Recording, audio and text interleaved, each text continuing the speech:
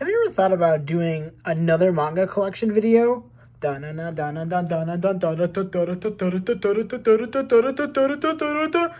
What's up, everybody? This is That Manga Dude. We are here today again to do my manga collection video of 2023. Yeah, it's been ages. It's been, I think, a year just about since the last time I did a manga collection video. So it's going to be a fun one. I now own over 2,300 volumes. I think that is a 600 increase since the last time I did this video. Holy moly, that's crazy. It's crazy to talk about. So this video is going to have every single volume that I own. I'm going to go by bookcases, and then by different bookcases, you're going to see everything. I'm going to try to talk about everything as much as I can, or as much as I'm willing to, because who knows, I might be basically dead tired by the end of this. And it's definitely going to be filmed in multiple parts, so you're going to see a lot of different lighting. You're going to see a lot of shaky hands because I'm filming this with my phone because I don't have a camera. But to answer some quick questions about my collection. So I have been collecting for over 17 years now. So if you're wondering, how did you get like insert series here? It's probably because I bought it when it first came out.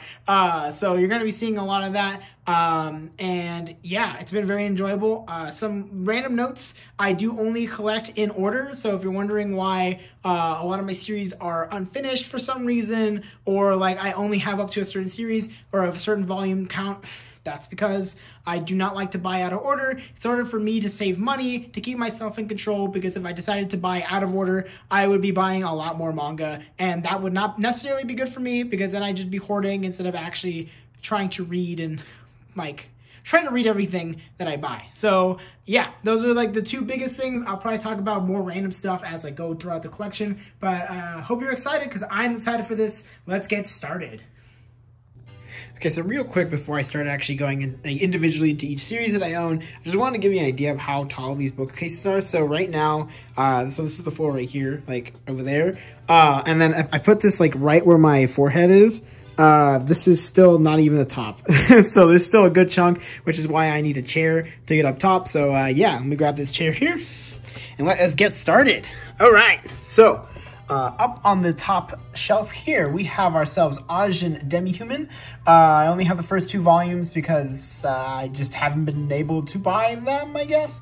Or I've just putting my focus on some other series, but it's been really enjoyable from the first two volumes that I have read. It's been really fun, super gory, super interesting, and I love the visuals. Visuals are awesome. Up next, we got Alive, The Final Evolution. This is the first three volumes by Adachi Toka and Tadashi Kawashima. Adachi Toka, if you don't know, is the mangaka behind Noragami. So really cool to have these three volumes. I don't know if I'm going to be able to ever finish this because it's a really rare series, because it's from Del Rey, which is a defunct publisher, and we've never gotten it republished. So yeah, I guess I'll keep my hopes very low, but if I do get it, awesome.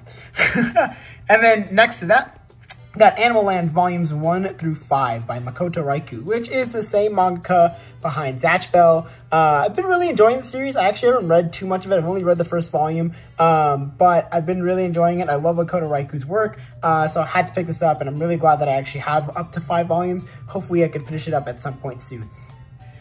And coming over that, this is Assassination Classroom by Yusei Matsui. This is volumes 1 through 7. So I stopped reading this series because I actually wasn't a big fan of it. I might pick it up again just to give it a shot, but it wasn't necessarily my favorite, but I don't think it's bad.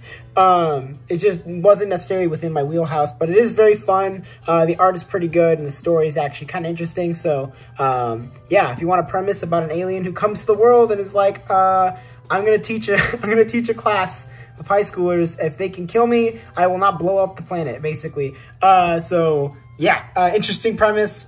Just some things just weren't sitting very well with me, which is why I've stopped collecting it. But next to that, I've got Astra Lost to Space by Kenta Shinohara. This is all volumes. This is 1 through 5, and enjoyable. Loved it. It was a great time. Very much just like goofy, weird, fourth wall break, comedy, sci-fi, drama, mystery kind of series. It's got a lot of genres, and most of them are done pretty well. Some of the comedy for me just didn't hit as well, but that's with any comedy series. I don't think like any series, or for me, any comedy series has ever been 100% in terms of making me laugh with all their jokes, but for the most part, it's still pretty fun, and a lot of the characters are very likable, so I had a fun time with it. Next to that, I've got the first volume of Beachy, I believe. I think that's how you pronounce it. This is volume 1 by Atsushi Okubo. Holy moly. Having a hard time with that name. aka the creator of Soul Eater of Fire Force. I got this for free from a friend. I haven't read it, so yeah, I don't have any opinions on it. And next to that, I have Baccano, volumes 1 through 3. This is all 3 of the manga. There is a very, very, very, very long list of light novels that I do not own. But this is my favorite anime, so I had to pick up the manga, and I'm so glad to finally have all 3 volumes. Finding volume 3 had been quite the fun time to try to find, but finally got it when I was actually on the East Coast a couple years ago, so really excited to have it. Next to that, we got Bakegeamon. I think that's how you pronounce it. This is by Mitsuhisa Tamura and Kazuhiro Fujita.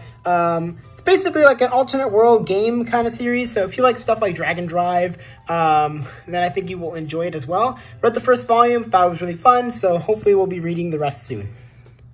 Up next to that is Bakemonogatari. This is by Oh Great and Nisoisin, I think that's how you pronounce their name. This is volumes 1 and 2. Yeah, I just haven't been collecting it very much. I've been really slow on it. I did enjoy the first volume, it just hasn't been on, it's been on the back burner for me for a long time. So probably will start collecting at some point, but not yet. And then coming next to that, I've got the first 12 volumes of Bakuman by Takashi Obata and Sugumi Oba. And if you come down to the second shelf here, I have the rest of it. This is volumes 13 through 20, so I have the full series. Yeah, this is my favorite Oba and Obata work. I find it to be really enjoyable. It's basically about these 2 kids, one of them who's a really good artist and one of them who's a pretty good writer, and they team up to create a manga together and become successful mangaka. And yeah, it's just a really fun story. I think it's Oba's best work, which is not saying much, but it is very enjoyable. I really, really do like this series a lot, but it is very, very text heavy. If you're not a big fan of a hell of a lot of text and a lot of reading, yeah, you're probably not going to be prepared. These volumes do take a long time to read, so just be prepared to be reading a lot. Coming up next, we have Banana Fish. This is volumes 1 through 13. I actually have not finished this series just yet, but the reprints are coming, so hopefully we'll be finishing this series soon. But I've been absolutely loving this. If you don't know what this series is, Banana Fish is basically a crime thriller drama series following the story of Ash Lynx, who is my boy. This guy right here. That's not him. Just kidding. There he is. There's Ash Lynx. The guy over there is somebody else. I forgot that he's not on the front cover. But yeah, Ash Lynx is the main character. He's very important. He's awesome. Very well written. It does have a lot of violence and a lot of essay, if you know what that is. If you don't, just know there's going to be a lot of triggering moments for some people. So just keep that in mind beforehand, because there is a lot of very dark topics that they tackle. So just keep that in mind as well. Next to that, we got Baron the Cat Returns by Aoi Hiragi, excuse me. So this is a manga, I believe, that's based off of The Cat Returns. Yeah, so, or it's the opposite direction, I think. But I haven't read it yet, but I did like the movie a lot, so I'll probably be reading it at some point soon. Yeah, I'll let you know when I do read it. And next to that, we've got Barrage 1 and 2. This is a complete series by Kohei Horikoshi, and if you recognize that name, because he is the mangaka behind My Hero Academia.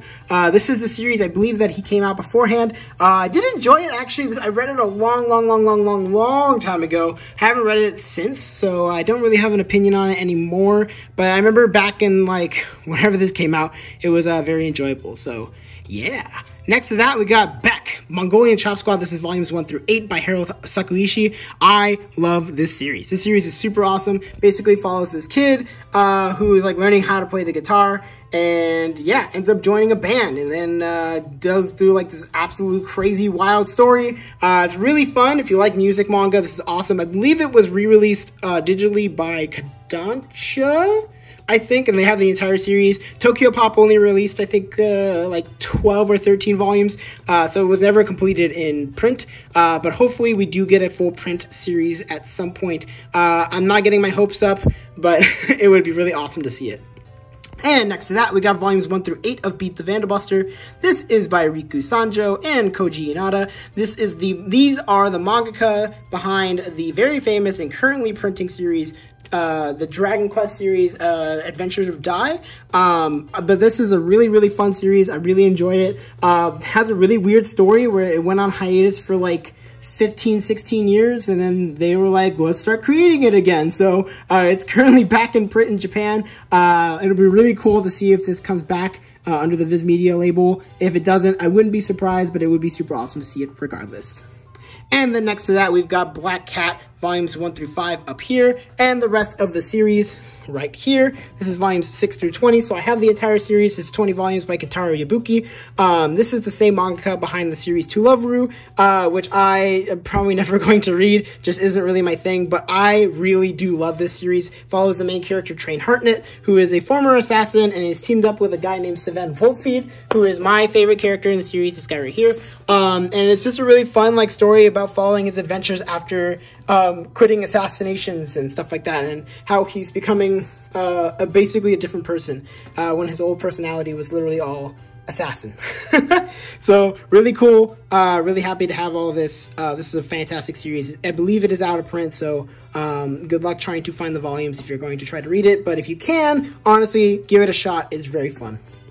And next to that, we have volumes 1 through 30 of Black Clover, and volume 31 down here. I also have volume 32, but I don't have enough space to put it in the main bookcases, so you'll probably see it later in the video. But yeah, this is a very fun series by Yuki Tabata. I've been really enjoying it. This is about the main character Asta and his friend Yuno, who are both basically like these kids who live in an orphanage and go to become magic knights in this world full of magic. And the craziness about it, I guess, or like the big like twist, is that the main character has no magic. So he has to make do with what he has with his physical abilities, and you'll find out later in the story about his specific grimoire that is basically anti-magic. So yeah, it's a very interesting premise. I really do enjoy this. I think it's a very well-written shonen series, and I think it gets a lot of flack, honestly, for no reason other than like, yeah, the anime was kind of whatevs, at least in terms of like the main character. Like, yeah, he's not necessarily my favorite character, but I don't think he needs to be the favorite character. There's such a beautiful cast of characters that you can enjoy,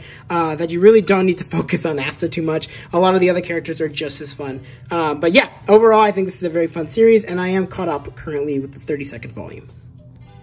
Okay, so up next, I got volumes 1 through 5 of Tsuyoshi Takaki's Black Torch. This is the completed series. It is very good, honestly, super underrated. I really enjoyed it. I'm kind of surprised that it finished at volume 5. I really wish we could have gotten more because the art is actually fantastic. It is super good. The story is pretty decent. Nothing like to write home about, but honestly, the art shines so well that like the story doesn't necessarily need to be this super complex thing, but it is very fun, very lovely. Give it a shot. Now, I've got one of my weird series. So this is Bleach. I've got volumes 1 through 20, 22 through 24, 30, 31, and then 38 through 40. So let me tell you a story. I only have two or three series that are like this, and that's because a long time ago, a young manga dude once made a decision. Hey, I'm only gonna buy the volumes for the parts that I have not read. So at this point, I had read up to here, like having up to 20, and I was reading it in Shonen Jump, like the magazine back in the day. So I was like, I don't really necessarily need all these volumes. And then when it stopped printing, like Shonen Jump magazine, and when Bleach was like outside of the magazine at that point, I just stopped collecting the series. So now I've just been kind of like trying to fill in spots here and there. As you can see, it is very random. So I'll eventually finish this series. Just this is currently on the back burner. It is still a very fun series. It follows the story of Ichigo Kurosaki and his life as a Soul Reaper. And yeah, it's fun. It's not my favorite series, but I do find it very enjoyable, and I can understand why people really like it. Coming in next to Bleach, we have Blue Box Volumes 1 through 3 by Koji Miura. This is the up-to-date print because Volume 3 is the newest. It just came out recently. And yeah, it's a fun little sports series. Sports, I guess, like rom-com in a way. Follows the story of our main character, who is a badminton player, and he is trying to win the affection of a basketball player, who's this girl here. And through a variety of circumstances and events, something happens within the first volume, and yeah, it continues their relationship and their stories of basketball and badminton respectively throughout the series. So yeah, it's pretty fun. It's not like super amazing or anything, but it is enjoyable. I like it a lot. And then coming up next to this is Blue Exorcist. This is volumes 1 through 8. And if we come on down to the next shelf, this is volumes 9 through 27. This is the caught up releases. So I have all the volumes that are currently out in English. And this series is absolutely amazing and deserves all the praise it gets. And it makes me confused why no one talks about it, because the series is so awesome and I enjoy it so much. It's like so much fun. The writing is done really well. The characters are amazing. The art is absolutely gorgeous. Kazue Kato has a flippin' masterpiece here, and it's a shame that no one talks about it because it's awesome. But basically, let me give you a short synopsis. It follows the story of these two brothers here, Rin and Yukio, who are basically these two little kids who are trying to become exorcists. However, Rin is the son of Satan. So, yeah, he basically has his blue flame, which scares all these people, and it's about his story of trying to overcome this thing that he never asked for, he was born with. And yeah, it's a really, really amazing story. It's done super well, and it's one of my favorite series of all time. When I hit 1,000 subscribers, I guess you will have to see where this series lists. But let's just say it's going to be there. But yeah, super fun, super awesome. You can definitely still get all the volumes, I'm pretty sure. So give it a shot, please. Please, please, please, please, please, please give it a shot. And next to that, we have the absolutely amazing Blue Giants volumes 1 through 10, aka the 5 omnibuses by Shinichi Ishizuka. Sorry, I'm really bad with names and I can't remember them off the top of my head, so I have to read some of these. So please bear in mind and bear with me as I try to do that. But yeah, this is an amazing music series. Follows this guy right here as he becomes or tries to become a jazz musician as a saxophonist, and it's very well written. It's very enjoyable. You get to see this really awesome, like, fairly organic rise to fame and stardom as he's getting his start in jazz music. And yeah, it goes in a lot of places you wouldn't expect, and the themes are done really well. It's a very fun series, honestly. You should give it a shot if you like music, or if you just like series in general. But I think this is a very fantastic series as well. Coming up next to that, we have The Blue Spring by Taiyo Matsumoto, or I guess, sorry, just Blue Spring, there's no the. But Blue Spring by Taiyo Matsumoto, who is the mangaka behind the fantastic, absolutely wonderful Black and White, also known as Tech on Kikrit, and a variety of other series like Number 5, and yeah, I can go on and on. Taiyo Matsumoto is an absolute king of the manga industry. He's fantastic. If you really like abstract work, or I guess non-conformative art is the best way to put it, I would say give him a shot. I have not read this yet. I do know it's like a short story collection, so I will give it a shot at some point, but it's really cool to have this in my collection. Yeah, really neat. And coming up to next is it's Naruto's son, Boruto, by a variety of people, but I'm not going to read their names because I don't want to. But this is volumes 1 through 15, and I have the 16th volume on the next shelf. But yeah, this is basically just a sequel to Naruto, and if you like Naruto, you may or may not like Boruto. I think it's fun. I think it's okay. I don't think it's anything amazing, but I don't think it's as bad as everyone makes it out to be. Yeah, it's a little goofy. Yeah, the writing is definitely nowhere near the levels of Naruto, but it fills that itch that I have for not having Naruto anymore. So yeah, I still enjoy it. I'm still having a fun time with it, clearly, because I'm still collecting it. But yeah, I think it's fun. Coming on to the next shelf, we got ourselves Bungo Stray Dogs. Bungo Stray Dogs.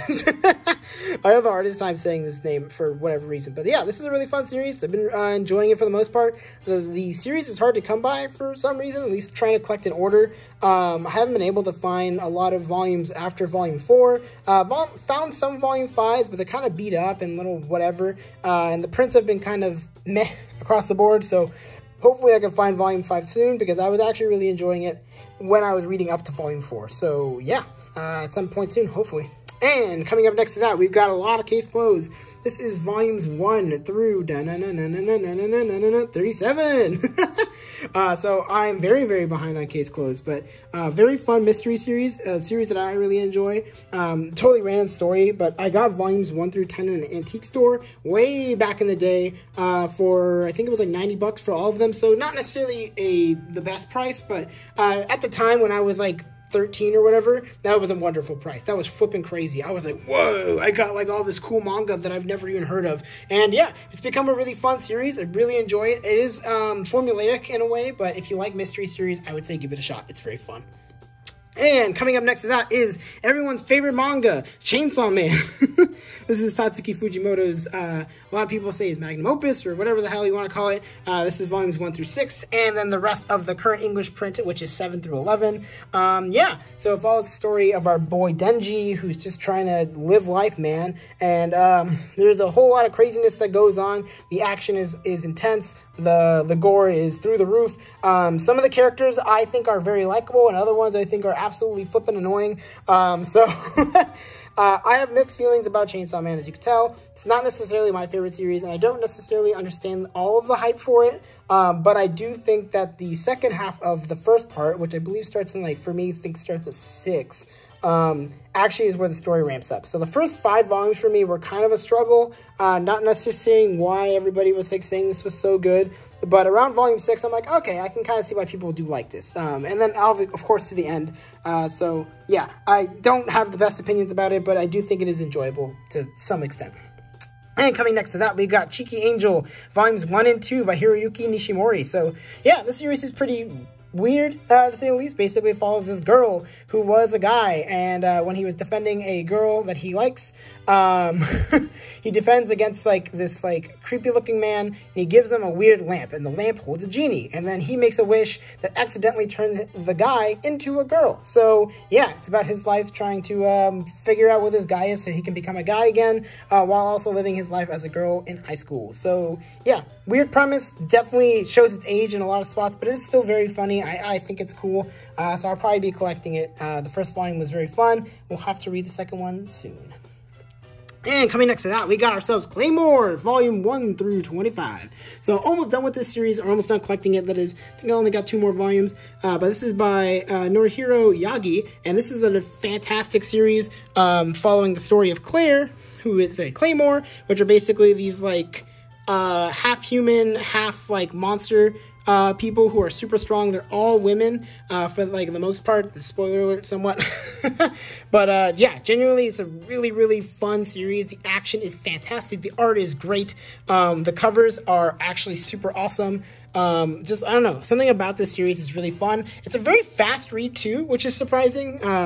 But yeah, it's done very well. I do very much enjoy it, and I see why people like this series so much. Coming next to that, we got ourselves Colorless volumes 1 through 3. This is a very fun series, and actually won an award for me in 2022 for being the best use of the medium, because there is a lot of really cool spots where they use colored ink to express certain stuff that happens within the series. And yeah, I think it's done really well. It's a very fun, like neo-noir, kind of like dystopian series. Follow the story about this world where some crazy event happened where all of the color disappeared basically in the world, and has slowly turned these people into monsters. So they're trying to find a way to get the color back, and yeah, I think it's enjoyable. It's very fun. It's got a lot of like interesting thoughts on a variety of things, but I actually do very much enjoy it. There's a lot of really good plot twists as well, so yeah, I just think it's really fun. And whew, coming into this, we got Kawa by Akira Toriyama. So this is a one-shot that Akira Toriyama, aka the mangaka behind Dragon Ball and Sandland and wow, I'm like blanking, Dr. Slump, thank you to myself. But yeah, it basically follows a story about all these monster kids and stuff like that. So main character is like a kid vampire, and he's got like a friend who's a kid ghost. Yeah, it's just kind of goofy, kind of fun. It's very more akin to original Dragon Ball and Dr. Slump kind of era comedy. Definitely not like Dragon Ball Z, but it's still very enjoyable. If you like Akira Toriyama's writing, I would say check it out. And coming up next to that, we have Cross Game. This is volumes 1 through 6, and volumes 7 and 8 are down there. This is by Mitsuru Adachi, and it's a fantastic sports rom-com series. Very enjoyable. The writing is absolutely lovely. The art is gorgeous. It's got this awesome classic style, even though it's not done, or it's not that old of a series in general. But I loved it a lot. I think the team is very enjoyable. It follows a story about like a baseball team, and this kid and basically his family friends and his original love from back in the day and how that's evolved and changed throughout the time. I don't want to spoil it, but yeah, a lot of crazy stuff happens throughout the series, and honestly, just very enjoyable. It's very well written. I love it a lot. It's one of my favorite sports series. Yeah, give it a shot. Okay, so up next, we got ourselves The Gray Man. So I have all of the English print up to the 27th volume because we haven't gotten anything past that. But yeah, this is a very famous series by Katsura Hoshino, and I read it a very long time ago. I read up to, I think, volume 23, and I stopped because that's right around the time where they stopped printing them for a hot minute. And yeah, I thought it was good up to a certain point, and then I thought it was not necessarily worth the volumes, because it was like a 10 to 15 minute read for a $9.99 volume. Remember, this is back when I was not having a job. Back in like my junior high / high school days. So yeah, back then it was a lot harder to buy volumes. So yeah, finding volumes that were $9.99 and then reading it super fast was not the best. So it's probably due for a reread because a lot of people say they really like the series, and I currently have a mostly negative opinion about it, so definitely will have to give it another shot. But I did remember enjoying the beginning, so maybe I'll like the rest if I decide to reread it again. And coming up next to that, I've got ourselves the first 3 volumes of Die Dark by Kyu Hayashida, who is the same mangaka behind the very, very popular series Dorohedoro. And yeah, this is a really fun, like, space sci-fi, or like sci-fi, I don't even know how to explain it. It's supernatural craziness series. It's really wild. It's really ridiculous. A lot of crazy stuff happens. Exactly what you'd expect from Kyu Hayashida. That same kind of comedy as well, where it's like very gruesome, but also just like the way that it's done is very funny. So honestly, I really enjoy the series, and I need to pick up the next 2 volumes now. And coming on next to that, we have Days on Fest. This is the entire series, volumes 1 through 5, by Kanata Oka. And it's just a really fun slice of life series about festivals and like music festivals. So it's really enjoyable. I myself have never been to a music festival, but going to concerts, I understand like these characters' reasonings to want to go to a music festival, and it's just really fun to see these characters have fun, enjoy themselves a lot. So art's pretty good. Story is not necessarily super interesting, but it works. So yeah, if you like music, if you like music festivals, go and give this a shot. And coming up next to this is Dead Man Wonderland. That is by, Jinsei Kataoka and Kazuma Kondo. I'm so sorry. I have a really hard time with these names, and I say that every time. Please bear with me as we go through this. This is the entire series. This is volumes 1 through 7, and I have 8 through 13 down here as well. And yeah, it's a really fun series about this character who gets blamed for the murder of his entire class and sent to a jail called Dead Man Wonderland, where he has to fight to survive, and a whole lot of crazy stuff happens. Exactly what you'd expect from this duo, honestly. Yeah, if you like a very kind of like crazy, insane mystery jail series, where a lot of crazy stuff happens and a lot of actually some really nice character moments across the board, I'd say give this a shot. It's actually really fun. And coming on down here, Ignore My Shadow. This is the entire series of Death Note. This is volumes 1 through 12. By Sugumi Oba and Takashi Obata. This is, yeah, a lot of people consider it a masterpiece. It's a very good series about this character named Light Yagami, who finds this thing called the Death Note, which, if he writes a name in it, a person dies depending on how you write out their murder or write out their death. If not, they just die from a heart attack. So it's about Light Yagami's story of basically becoming a mass murderer, and the justifications behind killing certain people, and the moral gray area that could have. So it's mostly interesting. I actually really liked it up to a certain point. I think for the most part, I think the ending's also very good. But yeah, overall, pretty good series. The first of the Obata trilogy, I guess you could say. I do enjoy it a lot.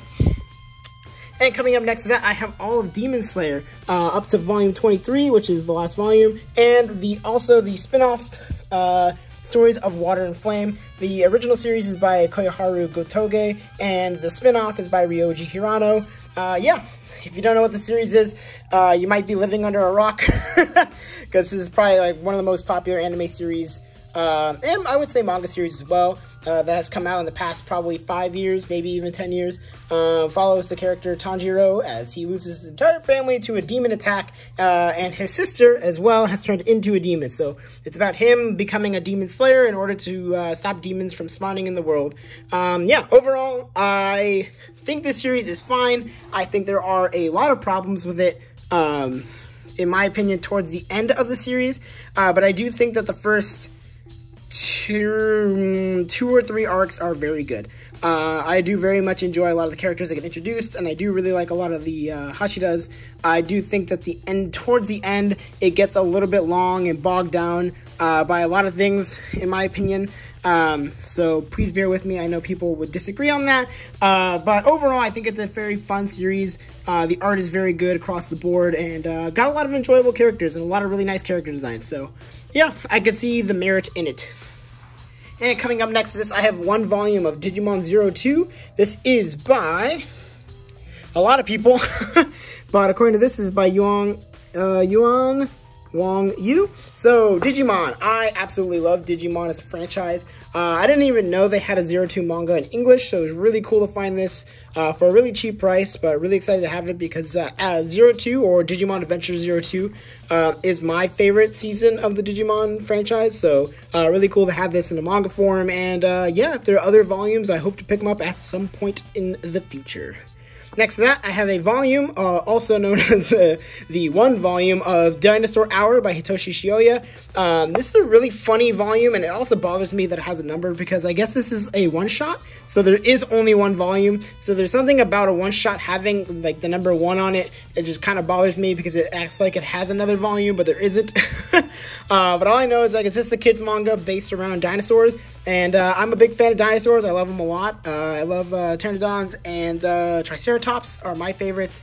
So yeah, really exciting. I love I don't know. I'll probably check this out at some point. But yeah, dinosaurs are cool. That's all you need to know. Next to that, we got Dissolving Classroom, which is a Junji Ito one-shot. Really cool. This one is unopened, and the reason why it's unopened is because I actually had a copy of it a long time ago and read it, and then a friend gifted me a new copy, so I decided to keep his, and I gifted off the other volume to somebody else who wanted it. So yeah, so if you're wondering why it's rats, it's because I haven't reread it, but I remember enjoying it a lot. Follows these two kids on the front as they basically terrorize terrorize the world. So yeah, if you like Junji Ito stuff, I'd say go check it out. It's good. And then up next to that is Double. So there's Double, and there's volumes 1, 2, 3, and 4 by Ayako Noda. Follows a story about these two people who are basically living with each other and are trying to become actors in a way. And it's very, very intense. It's not what you would expect, I would say. And definitely has some BL stuff. So if you don't like BL stuff, well, that's on you, I guess, but it had some really good drama in general. So if you're looking for like some really intense moments between characters, between directors and the actors, I would say give it a shot. It's actually pretty cool. And next to that, I've got Dragon Ball, the original series, volume 1 through 16, which is the entire original series, and Dragon Ball Supers, volumes 1 through 3. If you don't know what Dragon Ball is, I mean, once again, you must be living under a rock. It is probably one of the most popular manga series of all time. Follows the story of Son Goku and his adventures around the world, basically fighting bad guys and meeting new people and stuff like that. So really fun. I actually really liked the original series quite a bit. It's very enjoyable when I read it last year, or 2 years ago, I guess now. Whew, that's weird. But it's really fun. Really enjoyed it. I think it gets a lot of flack for not necessarily any reason other than like maybe some of the humor has aged poorly, as with a lot of the 80s and 90s stuff. So there's a fair criticism there. But to say that the series is bad, I think is not necessarily a good criticism, especially if you like give it a shot in the first place. It actually does have some really decent fighting panels and really nice compositions as well. Character designs are also really fun. So it's just a good time. And then Super, if you don't know, is the sequel to Z, which I do have Z. It's actually in a box set, so I'll have to show that later. But I decided to not pull it out of the box set because I need to save space on the shelves for other series that I don't necessarily have a box for it. So yeah, if you're wondering why I don't have Z, that's why. And next to that, I've got all of Dragon Drive. This is volumes 1 through 14 by Kenichi Sakura. This was a really fun series to collect way back in the day when I was collecting it. I haven't read it in a long time, but I remember enjoying it quite a bit as a kid and as a high schooler. But yeah, basically, I think it's like a video game series based around, or like it's a video game world where like you can go into this world and you get like dragons and stuff. So everybody's got their own kind of dragons. The dragon designs are really cool from what I remember. The story and the plot is pretty basic. So if you're expecting like something super deep or something thought-provoking, it really isn't going to be there. But if you like your stock standard shonen stuff with some fun characters and some really nice character designs, I'd say give it a shot. It's pretty fun. And next to that, I've got the Drops of God New World. If this could focus, please. Yep, there we go. This is by Tadashi Agi and Shu Okimoto.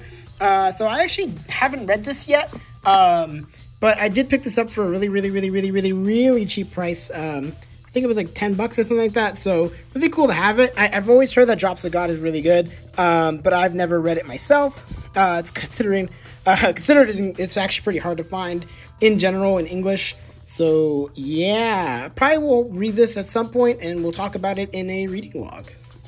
And I can't put it in the back of my bookcase because trying to do everything one-handed is very difficult. But next to that, I have Durarara. This is volumes 1 through 4. This is the complete of the original thing. I don't really know how to explain it because Durarara is basically printed in like multiple ways. This is like supposed to be like the original story, and then there is like the yellow scarves or something like that, and like the money people. I don't remember. But yeah, this is a pretty enjoyable series. I thought it was fun. Follows the story of a lot of people doing a lot of things. Not much else to say about it, but yeah, it's cool. It's pretty cool. And next to that, I have Elemental Gelade. This is volumes 1 through 4. I do have the entire series, but I will point it out when I go up to the next bookshelf. But for now, this is the first 4 volumes by Mayumi Azuma, basically following some sky pirates. And yeah, his journey meeting this lady, or meeting this girl who's like in like I believe she was like in a coffin, if I remember correctly. And yeah, he's just trying to take her to this place that she keeps talking about. So yeah, it's like just a typical adventure series. Nothing super crazy. I don't think it ever actually finished in English. We got only up to, I think, volume 12. I will confirm that when I go up to the next bookcase. But yeah, I remember enjoying it. It was pretty fun. So I'm also going to show you some of like the margin books. So I have on the like the bottom shelves, I have like books on top of each other. So I have the first volume of Bobobo, and I also have like the one shot thing. This by Yoshio Sawai. It's a very famous comedy series. But the manga in English is poorly planned out because basically they started in the middle of the series. So it's not a very cohesive story. But it's still very enjoyable. If you like Bobo stuff, it's very funny. But yeah, it's definitely not well planned out here in English. Next to that, I have Cromartie High School Volume 1 by Eiji Nonaka. Don't have any opinions on it because I don't know much about it, but I believe it's supposed to be like a delinquent manga about these high schoolers, and I will let you know when I read it. And up above that, I have Canis Dear Hatter Volumes 1 and 2 by Zach, basically following the story of this dude who is a hat maker and his very interesting story entanglement, whatever you want to call it, with another guy that he finds in the street and that ends up working with him. So gets crazy, gets a lot more dramatic than I was expecting, but honestly, it's still very enjoyable. Very much liked it. And next to that, I have the first volume of Buso Renkin by Nobuhiro Watsuki. Did not read it, have not read it, so I have no opinions on it, but it is there. And up above that, I have the first 2 volumes of Dan to Dan, and that is by Yukinobu Tatsu. Absolutely ridiculously crazy story. Talked about it in my past couple reading logs, but it has been very enjoyable, and I see why people like it so much. And up next to that, I have Boys of the Dead by Tomita Doji, which is a anthology, I guess you could call it, or like a short story collection of BL stories during the zombie apocalypse. So yeah, if you like that kind of stuff, go check it out. Please note that there is a lot of trigger warnings for it, which I will probably display on the screen right now. So please keep those in mind if you are easily triggered by any of those things, because yeah, there is a lot. And below that, Cactus' Secret, Volume 1 by Nana Haruta, which I talked about in my reading log that I read, and I completely forgot about everything that happens, so don't know if I'm going to be keeping it, but I have it for now. And below that, I have volume 1 of Dream Gold, Nights in the Dark City by Tatsuro Nakanishi. I also don't know much about that. I picked it up at a comic book store in my hometown, actually. And yeah, don't know a lot about it. So yeah, we'll give it a shot and see what it's all about. Okay, so there is the rest of M Elemental Gelade, volumes 5 through 12. So I was right, it is only up to volume 12. Yeah, but like I said, it's a cool series. If you like adventure series, pretty fun. And next to that is The Elusive Samurai. This is volumes 1 through 4 by Yusei Matsui. Once again, the same manga behind Assassination Classroom, which is over there. It's a pretty fun series. Basically follows the story about this samurai kid who loses his family and now must regain his glory / create an army. Although being very much scared of fighting for the most part, or at least likes to use or likes to dodge instead of fight. So it's a pretty interesting premise. It's very fourth wall breaking for the most part. It can get really meta sometimes, but overall it's pretty enjoyable. If you like Assassination Classroom, I'd say you're probably gonna like Elusive Samurai. And coming up next to this is Excel Saga by Rikito Koshi. Follows the story of these people who are aliens, or honestly, I can't remember. I read the first volume a while back, but basically, like, they're trying to take over the world by doing stupid things. It's a lot like Sergeant Frog for the most part. The comedy is kind of the same as well. It's very much like just slapstick, very goofy humor. But I have the first 3 volumes here, and we'll try to fully collect the series. I know it's pretty hard because it's out of print, but I will give it a shot. Coming up next to that, I have Eyeshield 21. This is by, oh gosh, Riichiro Inagaki and Yusuke Murata. So, Riichiro Inagaki is the writer of Dr. Stone, I think. And then Yusuke Murata is the artist behind One Punch Man, or at least the current manga release. Yeah, this is a really awesome American football series following the story of like this entire, like this school here. Go over here, the Devil Bats, and yeah, about their kind of like ridiculous, crazy story where all the people are kind of underdogs, kind of looked down upon. But overall, it's really fun, really enjoyable series. It's been hard to collect because it's been out of print for a long time. Or at least it feels like a long time. Probably hasn't been, but for me, it feels like a long time because I just started collecting it. So hopefully we get some cool reprints at some point, or I can find the volumes for cheap so I can finish the series. And coming up next to that, I have Fire Force, volumes 1 through 6, and volume 7 down here on the next shelf. Yeah, this is a series by Atsushi Okubo, which is his newest series, after Soul Eater. Yeah, it was pretty fun. Basically follows the story of like these firefighters, sort of, who fight off these fire demons that are spreading out throughout their city. And there's like a whole lot of conspiracy theories and a lot of characters that get introduced. It's pretty fun. I haven't read all of my volumes. I think I'm up to volume 4. But overall, I was enjoying it. I do think some of the fan service is a little too much sometimes. But overall, it's pretty enjoyable, so I'll be finishing it at some point. But I definitely have a long way to go to catch up. And coming on to the next shelf, we have Food Wars Shokugeki no Soma, and I have all of it, volumes 1 through 36, and that is by Yuto Tsukuba, Shun Saeki, and Yuki Morisaka. It's got a lot of people on it. Yeah, follows the story of Soma Yukihira and his journey of becoming, I guess, like the best chef or whatever you want to call. I don't know what you want to call him technically. Because like his goal is just to like make sure he makes food that makes people happy in a way, or that reminds them of like a home cooked meal. So he ends up going to the super prestigious school where everyone's kind of a jerk for the most part. Yeah, but it's about him creating food and being very sexual about it. A lot of characters just randomly strip when they're eating. So yeah, this is that series. Yeah, overall it's really fun. I really enjoyed it for the most part. I do think that the ending kind of sucked really bad, especially with like out the epilogue. I can't imagine what it was like reading this weekly or monthly and then just having it end like that and not having the like epilogue there. But overall, it was really fun. It was a really fun ride. Read it a long time, or I guess read it a long time ago at this point. But yeah, I did enjoy it when I was reading it. And coming up next to that, I have Forget Me Not. This is by Masaru Mag Su and Naomoto. This is volumes 1 through 7. This is the entire series. Yeah, it's a really interesting series where basically this the main character is this loser who ends up getting like in a crash on his scooter because he sees somebody he recognizes from a long time ago, ends up crashing and then wakes up in the hospital, and he's like, I don't know who that was, but the person who did get him into a crash basically, or like the person who like instigated the crash in a way, is the one that brought him to the hospital. So it's his journey trying to remember or trying to figure out who it is as he recounts all of his like past relationships with love. And a lot of it is very somber and very negative because he is very much a terrible person throughout a lot of these relationships. There's a lot of problems that he has. So it's interesting to see his character growth throughout the series because a lot of it is like just a lot of miscommunication and problems that he creates with their relationships throughout the story. So it's really interesting to see that, I guess. So yeah, I enjoyed it. I enjoyed it a lot. Really happy to have all the volumes because it took me a little bit to get them, but really excited to have them.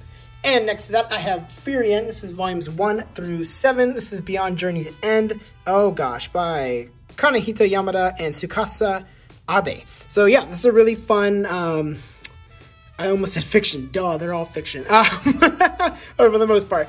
Basically, this is a high fantasy series following the story about this elf named Frieren. Frieren. I'm so bad at saying her name, I apologize. But basically, yeah, following her story as she ages much slower than the rest of her party after they defeat the Demon Lord. So it's about her story after they've basically all passed away, and how she is becoming to learn more about humans and friendships and loss and stuff like that. So yeah, overall it's just a really fun like adventure series for the most part, kind of like, almost like a slice of life series at some points, with a lot of high fantasy elements. It's been really fun. I actually don't usually care for high fantasy stuff, so it's really cool to have this series change my mind about it a little bit and maybe giving me like I guess some motivation to go check out another one or check out others like it. So yeah, it's been fun. Next to that, I got Full Moons, volumes 1 through 2. Volumes 1 and 2 of Arina Tanemura is probably one of like her most famous works, about this girl who has a disease that basically is going to kill her soon, and her last wish is to basically become a singer. So she's given that ability to become a famous singer in her last couple of days or last like months of life. Yeah, I've only read the first volume and I really enjoyed it, so I will definitely be trying to get the rest of them at some point. Yeah, we'll have to check out volume 2 as well. Coming up to this, we have Hiromu Arakawa's super famous series. Everybody kind of knows this at this point. Full Metal Alchemist. This is volumes 1 through 27. Fantastic, lovely series following the story of the Elric brothers, who are Edward and Alphonse, after they try to commit an atrocity by bringing their mother back using alchemy, which is something you're never supposed to do. So Edward loses one of his arms and one of his legs. Alphonse loses his entire body and is basically trapped in a suit of armor. So it's about their stories of becoming alchemists and trying to fix the world, I guess, or help to take down a whole lot of stuff as like just a crazy amount of things happen that introduce homunculus and politics, and yeah, it's wild, it's crazy, it's really well written, the character designs are amazing, the action is awesome at all times. I love this series, it's one of my favorites. Definitely give it a shot if you can. And coming up next to that, we have Genkaku Fukaso, volumes 1 through 3 by Usamaru Furuya. This is a really fun, like pretty short series following the story about this kid here, who everyone calls Picasso because he's a really good artist. But he basically gets the ability to draw what people are feeling and then enter those dreams in order to save them or help them in a variety of ways. And if he doesn't do that, then he ends up like starts to die. He starts to rot his skin if he does not save these people. So it's a really interesting series. It's very short. It definitely has a lot of dark elements in it, especially in the last volume, so just as a heads up. But overall, it's very fun. If you like Usamaru Furuya's other work, like Lychee Light Club and Music of Marie, you'll probably enjoy this. I would say this is one of his most palatable works. I enjoyed this one quite a bit. And coming up next, this is Genshiken. This is volumes 1 through 8 by Kyo Shimoku. I have the last volume over here, volume 9. Ooh, it's getting a little dark. I should probably turn on the light. Probably do that in the next thing. But yeah, basically follows the story of the Genshiken Club, which is basically like a nerd club in a way, where they like, it's like anime and manga and video games, and yeah, it's basically a super nerdy club. Fairly raunchy. It's a pretty raunchy series in general. I've been enjoying it quite a bit. It definitely has a lot of reading to it, and it definitely has aged poorly in some spots. But for the most part, the comedy is really funny. If you like 90s/2000s humor, you're probably going to really enjoy Genshiken as well. But yeah, this is the entire series for the first part. I'll get to the second season when I get there. All right, on to the next shelf. We got ourselves Gestalt Volumes 1 through 3 by Yun Koga. I don't know anything about the series other than like they got really pretty covers. I believe it's by the same creator of Loveless. I don't know what that series is either. But yeah, I don't know what this is about. Looks cool. Excited to check it out at some point. And coming up next, this is a lot of people's favorite comedy series. This is Gintama Volumes 1 through 23 by Hideaki Sorachi. This is the entire English release. Follows the story of Gintoki, who's this guy right here, and how he runs basically like an errands club or errands like place. It's very stupid. It's very ridiculous. A lot of the jokes are hilarious. The comedy is always on point, in my opinion, even if I don't necessarily understand it. There's a lot of lovable characters. It's great. I'm just really sad they never finished it in English. It stops at volume 23, but I believe there's like 70 volumes in Japan. So hopefully, maybe, possibly, we do get like an omnibus or something to finish off the series. It'd be really cool if we did. Because, yeah. But it's still great to have all of them here. Next to that, I have Go For It Nakamura and Go For It Again Nakamura, which is the first part and the second part of the series, following this guy right here as he is attempting to express his love for this kid right here. It's very funny. It's hilarious. It's really well written. The art is great. It's only got 2 volumes for now. Hopefully maybe there's a 3rd volume coming. But yeah, it's really enjoyable. If you like a comedy BL, sorta. There's nothing super explicit at this point in time.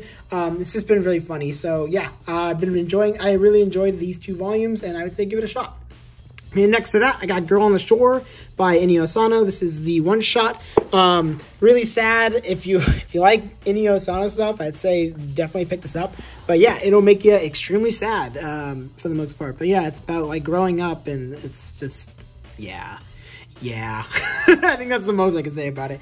Coming up next to this is Go With the Clouds North by Northwest. This is a lovely series by Aki Irie. Has some of the absolutely gorgeous art and some of my favorite covers of all time. As you can see, it is a gorgeous series. Basically follows this guy who moves to Iceland, and it's about his life there, and for the most part, like, it's a mix of a slice of life, mix of a mystery series. A lot of crazy kind of stuff just kind of happens, but overall it's just absolutely gorgeous and a wonderful representation of Iceland. It makes me really want to go. And yeah, I absolutely loved it. It's got 5 volumes right now. I believe there's going to be a 6th volume coming out soon, or at least it has been starting to be worked on again, so hopefully we get a 6th volume at some point soon. But yeah, this is an absolutely lovely series. I really enjoyed this. Next to that, I got The Gods Lie by Kaori Izaki. It's a short story, or mostly short story. It's all in 1 volume, and it's kind of weird. Not my favorite, like, one-shot story. It's enjoyable for the most part. Kaori Izaki has very good art, and this is a really gorgeous cover, but just kind of a little too bonkers for me in terms of the story, especially where it goes towards the end. Not my favorite. However, right next to that, Kaori Izaki's The Golden Sheep. This is volumes 1 through 3. This is the entire series. This series is awesome.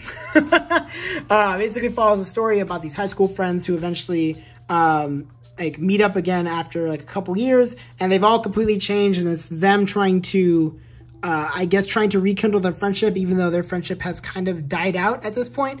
Yeah, and it's just like a lot of just really interesting coming of age story, mixed with slice of life stuff and drama. And it's just, I don't know, overall it's really good. I love the art a lot, and of course these covers. Yeah, Kaori Izaki has a lot of amazing covers. I just really do enjoy them quite a bit.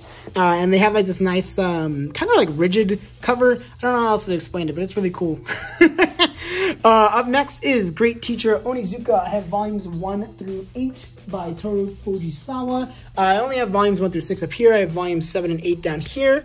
follows the story of, yeah, this little delinquent man who ends up becoming a teacher because he wants to help the kids or something. AKA, he really just wants to get laid. So yeah, it's kind of a very weird premise. It's definitely aged, the premise is aged not so great, but a lot of the story stuff is still fantastic. The way he treats his students, although very crass at times, I do think that like he has a good heart. A lot of really nice stories in general happen within this. So I think it's very enjoyable. It's very funny as well. So yeah, I've been really enjoying it. Up next, I've got the entire series of Gunblaze West by Nobuhiro Watsuki. This is volumes 1 through 3. Yeah, it's fine. I don't know how much else to explain about it. It's supposed to like kind of like a Wild West series, but it's fine. And it's by a creator I don't really care for, so it's deciding on whether or not I want to keep this, but we'll see. Next, got Junji Ito's Gyo, volumes 1 through 2. Yeah, this is my favorite story by Junji Ito. I think it's the creepiest out of all of them. Like, probably the nastiest out of all of them, in my opinion. It follows the story of like these people who live in a world where like these like machine fish things are coming out of the ocean and are going to kill everybody. They're really grotesque, really nasty. Yeah, so it's interesting, it's weird, it's odd. If you like Junji Ito stuff, you probably know what you're going to expect when you get this. And coming up next, this is one of my favorite sports series of all time, and one of my favorite series of all time. This is Haikyuu. This is volumes 1 through 45. I have the entire series by Haruichi Furudate. This is an absolutely remarkable series, following the story of Karasuno High School, but specifically Hinata and Kageyama, as they join this high school team who has been kind of on the down low for the most part in volleyball. They haven't been doing so great, but Kageyama is considered like a phenom, and like he's going to be like the next big setter, while Hinata is like a surprise factor where he's like really, really fast, but not necessarily has the fundamentals for sports. So it's about their journey growing together and as a team with the rest of the Karasuno team. I absolutely love this series. I've talked about it in quite a bit of detail in a variety of videos. I know I can't really link them all because there's too many where I talk about this series, but if you want just an absolutely remarkable sports manga where you have fantastic characters, remarkable art, great character growth, like it's just it's so remarkable. It's wow, it's such a lovely series. It's so hard for me to talk about because like or at least to be able to encapsulate it in such a short amount of time, because it's so good. It's absolutely remarkable. Definitely give it a shot if you like sports series. It is worth every single penny. Coming up next, we got Hanakimi, volumes 1 through 5 by Hisaya Nakajo. This is a, I would say, fairly popular old school shoujo series from back in the day. Follows this girl here who ends up joining this all-boys school. And because she wants to basically become friends with and or date this guy who goes to the school. So it's very goofy. It's got a lot of comedy in it. Also a lot of typical drama, typical high school romance drama. Gets intense at many points. And I think it's aged pretty well in some parts. I think there's actually some pretty decent LGBTQ representation considering the time. So it's really nice to see that within a series like this, but definitely enjoying what I've read. I haven't read all of it, obviously, because there's way more. I think it's like 18 or 19 volumes, but I have read, I think, the first 4 volumes, or first 3, so definitely we'll have to get back to it soon. And coming up next to that, I have Hikaru no Go, volumes 1 through 23.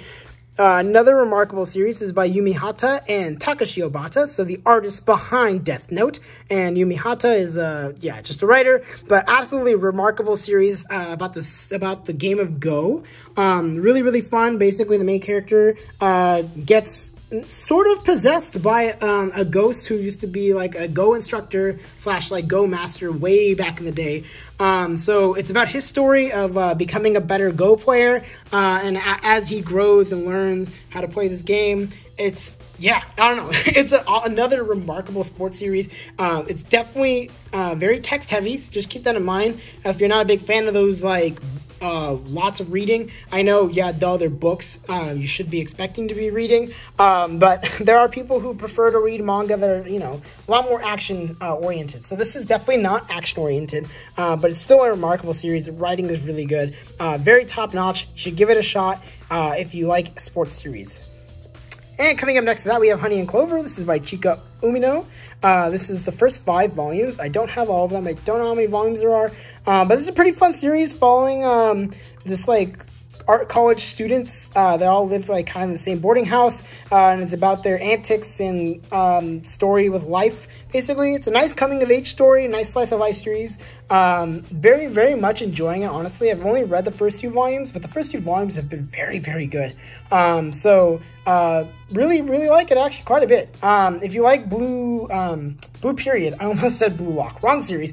If you like Blue Period, I would say also give this one a shot. This one is a little bit less focused on the art, though, so just keep that in mind when you go and check this out. And coming up next, this has been basically my read of 2022 and 2023. This is Hoshin Engi, volumes 1 through 4 by Ryu Fujisaki. And if you come down to the next shelf, I have volumes 5 through 20.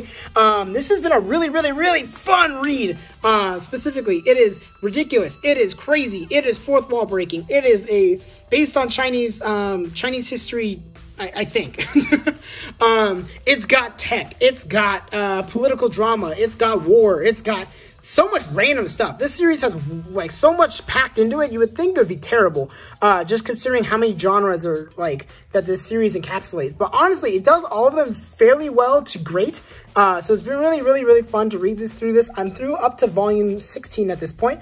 But it's been a lovely read, very enjoyable. I really do like Ryu Fujisaki's writing, and his art as well. So really excited to finish this series, hopefully soon. I don't have all the volumes. I think it's up to 23. So I'll be finishing this soon. But once I do, I will definitely give my opinions on it because I've been very much enjoying it up to this point. Okay, so coming into this next shelf, we have all of Hunter x Hunter up to volume 29 and volume 30 to 36 on this next shelf. And this is by Yoshihiro Togashi, who is the same mangaka behind Yu Yu Hakusho, following the story of Gon as he proceeds to go find his dad and or become a hunter in order to adventure the world. Yeah, this is a very, very fun series. Got a lot to it. There's a lot of characters and a lot of crazy stuff that happens throughout the story. There are some parts that I'm not the biggest fan of, but I do very much enjoy the series for the most part. Really excited to be getting the next volume. Crazy enough, in 2023, late 2023 for that matter, but really cool to see Togashi continuing the series and possibly finishing it. If anything, I just hope he stays healthy and just works on it when he needs to or when he wants to. Not necessarily that, like, he should be pushing himself to keep doing it if he can't. But yeah, this is a fun series. I've been enjoying it for the most part. Next to that, we have the 2 volumes of Red Hood, the Hunter's Guild Red Hood, by Yuki Kawaguchi. I do realize that this series is going to be ending with the next volume, and as I've mentioned in my reading logs and or my soon-to-be reading log, oops, spoilers, I am I'm recording this before the reading log for February, so if you're wondering why I just said that, well, anyways, this series is an interesting one. Basically follows the story of this red-haired kid here, whose, like, village is being attacked by wolves or by werewolves, and they hire these people from the Hunters Guild in order to kill off these werewolves. And yeah, he's tired of being basically pushed around or whatever, so he goes to become a hunter himself. Fun series. I'm really, really not looking forward to what happens in volume 3 because it doesn't feel like the series is going to be anywhere close to ending yet. But yeah, I know it was canceled, so we'll see what happens. Coming next to that, we have Jaco the Galactic Patrolman by Akira Toriyama. Same manga behind Dragon Ball. And I believe this is supposed to be kind of like a spin-off series focusing on the story of Jaco, or Jaco, I don't know how to say his name. But basically, he's like one of the characters that's in the Dragon Ball universe. He shows up in Super. So it's just following his story as he goes and does stuff in the world. Yeah, it's fun. I enjoyed it. It's cool. Next to that, we have volumes 1 through 4 of Jing, King of Bandits by Yuichi Kumakura. Follows the story of Jing, who is basically, this, like, famous thief, and his, like, little crow friend, raven friend, I don't know how to pronounce. I don't know what he is, per se, but, it's pretty fun. It's just another adventure series, with some really, really cool art, some really awesome monster designs. Story is not necessarily super interesting, but it's pretty fun for the most part. I've been enjoying what I've read.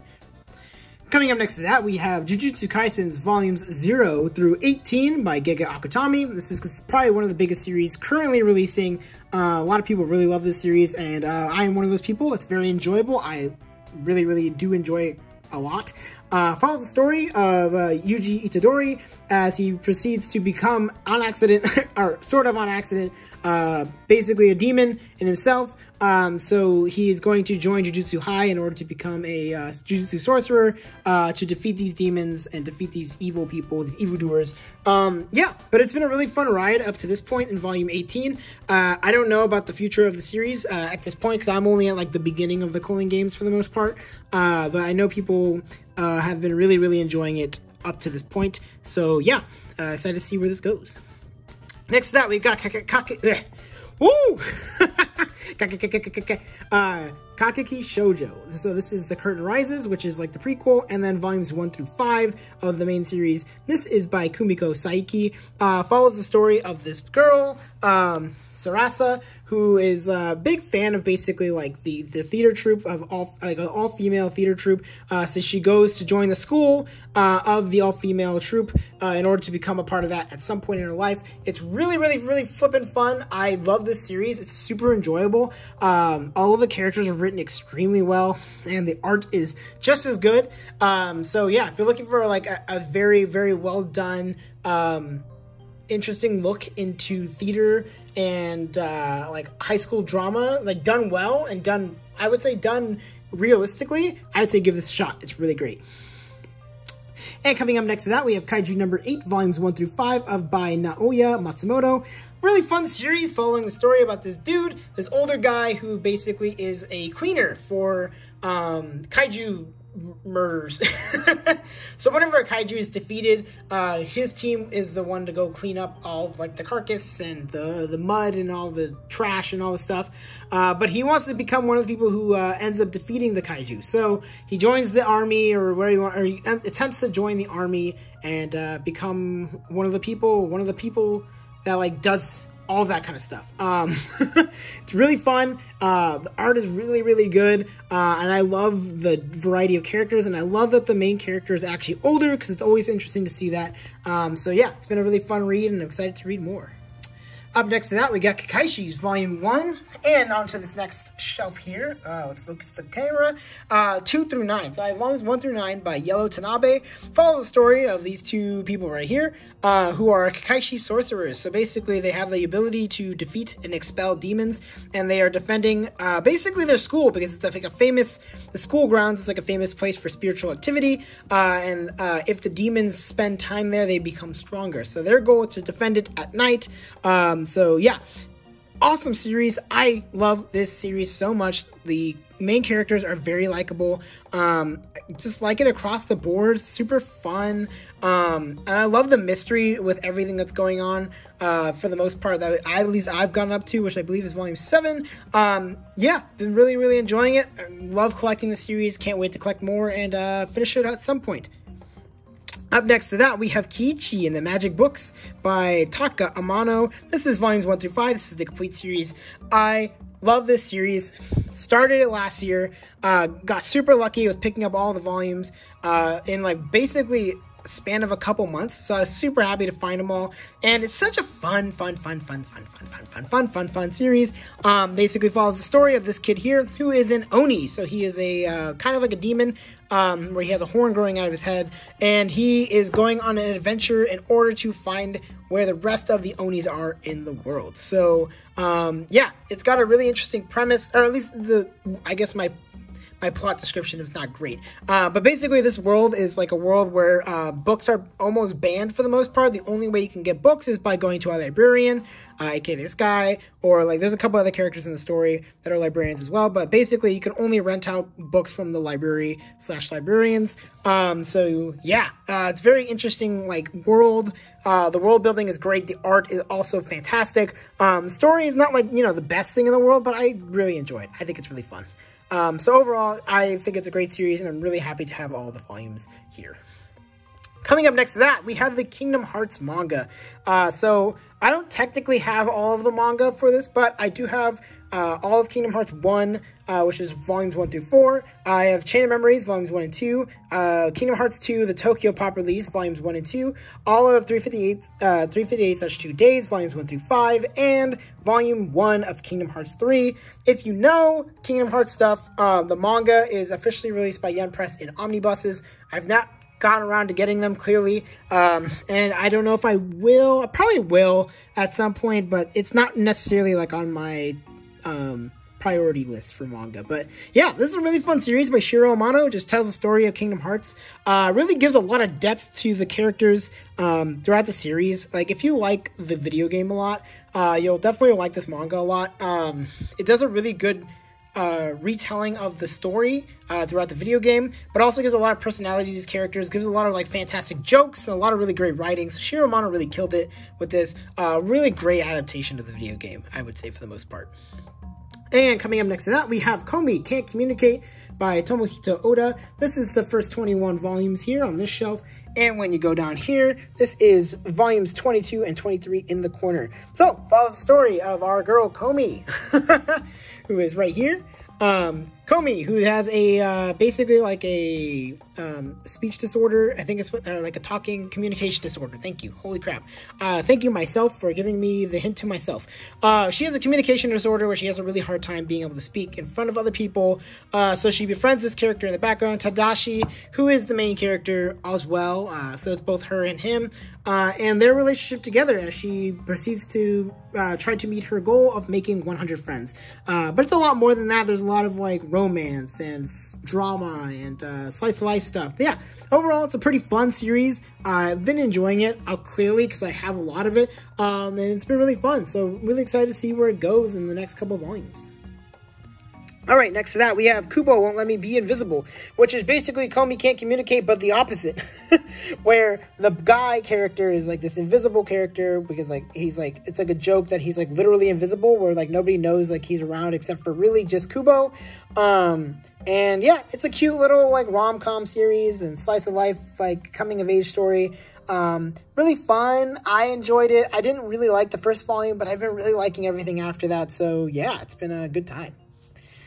Coming up next to that, we have Wa Ueki volumes 1 through 10 by Tsubasa Fukuchi. And yeah, this has been a really fun series. I haven't read a ton of it per se, but I would say it's akin to stuff like Zatch Bell, where basically like these all these people are given like special powers by these god candidate or like these god people, and all of their abilities are a variety of different things, but basically our main character has the ability to turn trash into plants. So yeah, it's a weird premise. It's really bizarre, very much feels like Zatch Bell, like a Zatch Bell equivalent, I would say, but honestly it has its own merits, and it's a great art, very fun story, and a lot of likable characters as well. The character growth is actually surprisingly good, even though the main character is very much like a kind of like a, I don't know how to explain it, very quiet but kind of dumb, but yeah, he's been really enjoyable. So yeah, excited to get more. I know there's still more volumes to get, but yeah, I have the first 10 volumes here. Coming up next to that, we have Legend of Zelda series. So this is everything from the original Viz Kids print. So this is Ocarina of Time, Majora's Mask, Oracle of Seasons, Oracle of Ages, Four Swords Part 1 and 2, Minish Cap, Link to the Past, Phantom Hourglass, and then the first 2 volumes of The Legend of Zelda Twilight Princess. These are all by Akira Himekawa, and this is another very good video game adaptation of The Legend of Zelda series. Gives Link a lot of character, I guess, because, you know, if you've played the Zelda games, Link doesn't necessarily have like any kind of personality, because the point is that you're supposed to be him.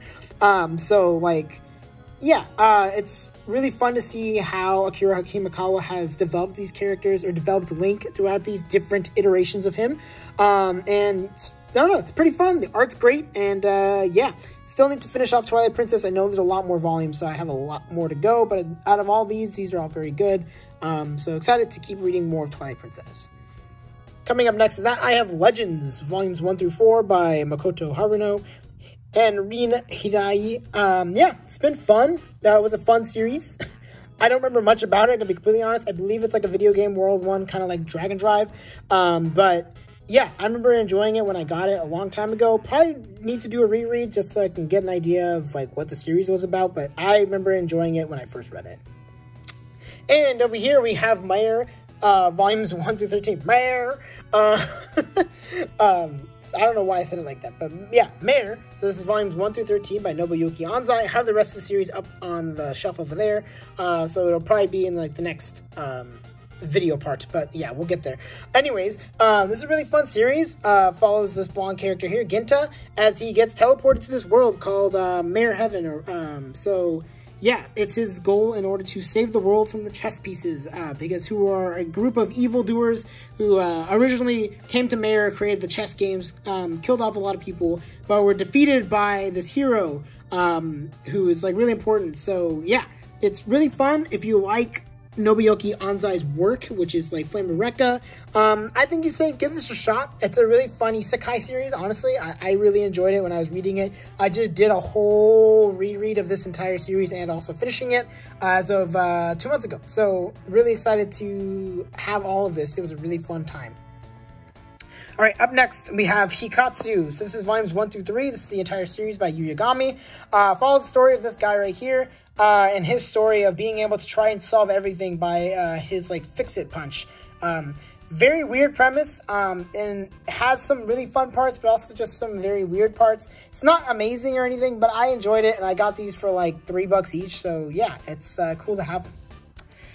Coming up here, we have volume 1 of Great Pretender, which was a manga adaptation of the popular anime on Netflix, and unfortunately the manga has been on hiatus indefinitely because of health issues. So hopefully they heal up, and if they can finish the series, great. If they can't, I'd rather have them just try and be healthy than finish the series. But the first volume was very good. Up next, we got Get Backers Volume 1 by Yuya Aoki and Rando Ayamine. I remember reading this a long time ago and not caring for it, but I know a lot of people really like it, so I think I'm going to give it one more chance and see how I feel about it. And below that, we have An Incurable Case of Love, Volume 1 by Maki and Joji. I have not read this yet, but I probably will at some point, and I will let you know how I feel. Next to that, we got Karikano, Volumes 1 and 2 by Masami Suda. A lot of people really like this series. I believe it's a shoujo series, and I've not read it yet, so I will give you my opinion when I get to it. And next to that, we have Little Witch Academia by Keisuke Sato, and the original story is by Trigger and Yo Yoshinari. I actually was enjoying what I read of this. I think I've only read the first 2 volumes. I have not read volume 3, and I believe this is the entire series in manga form.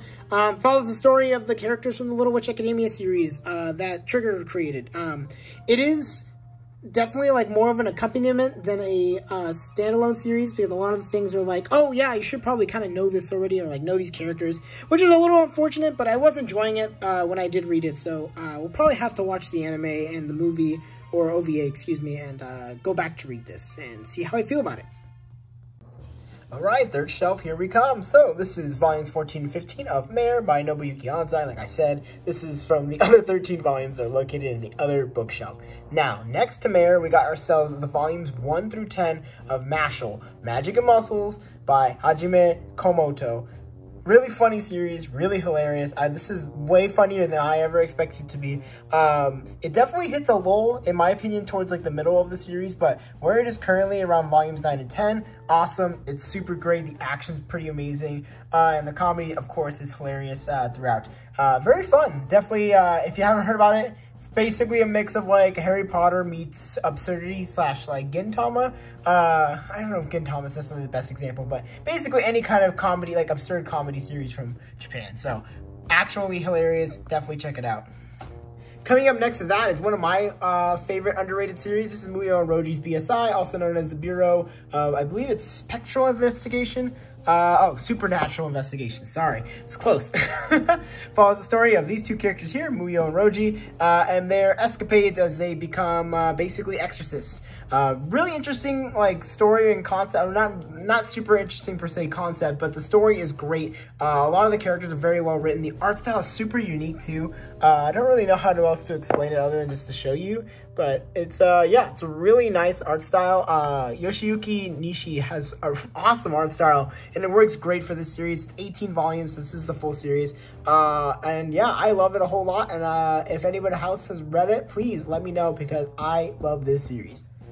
Coming up next to that is a very important series to me. This is My Love Mix-Up. This is volumes 1 through 6 by Aruko and Wataru Himekure. This is my first shoujo series ever. Yeah, so I've been collecting for 17 years, but I've only recently gotten into shoujo as of last year.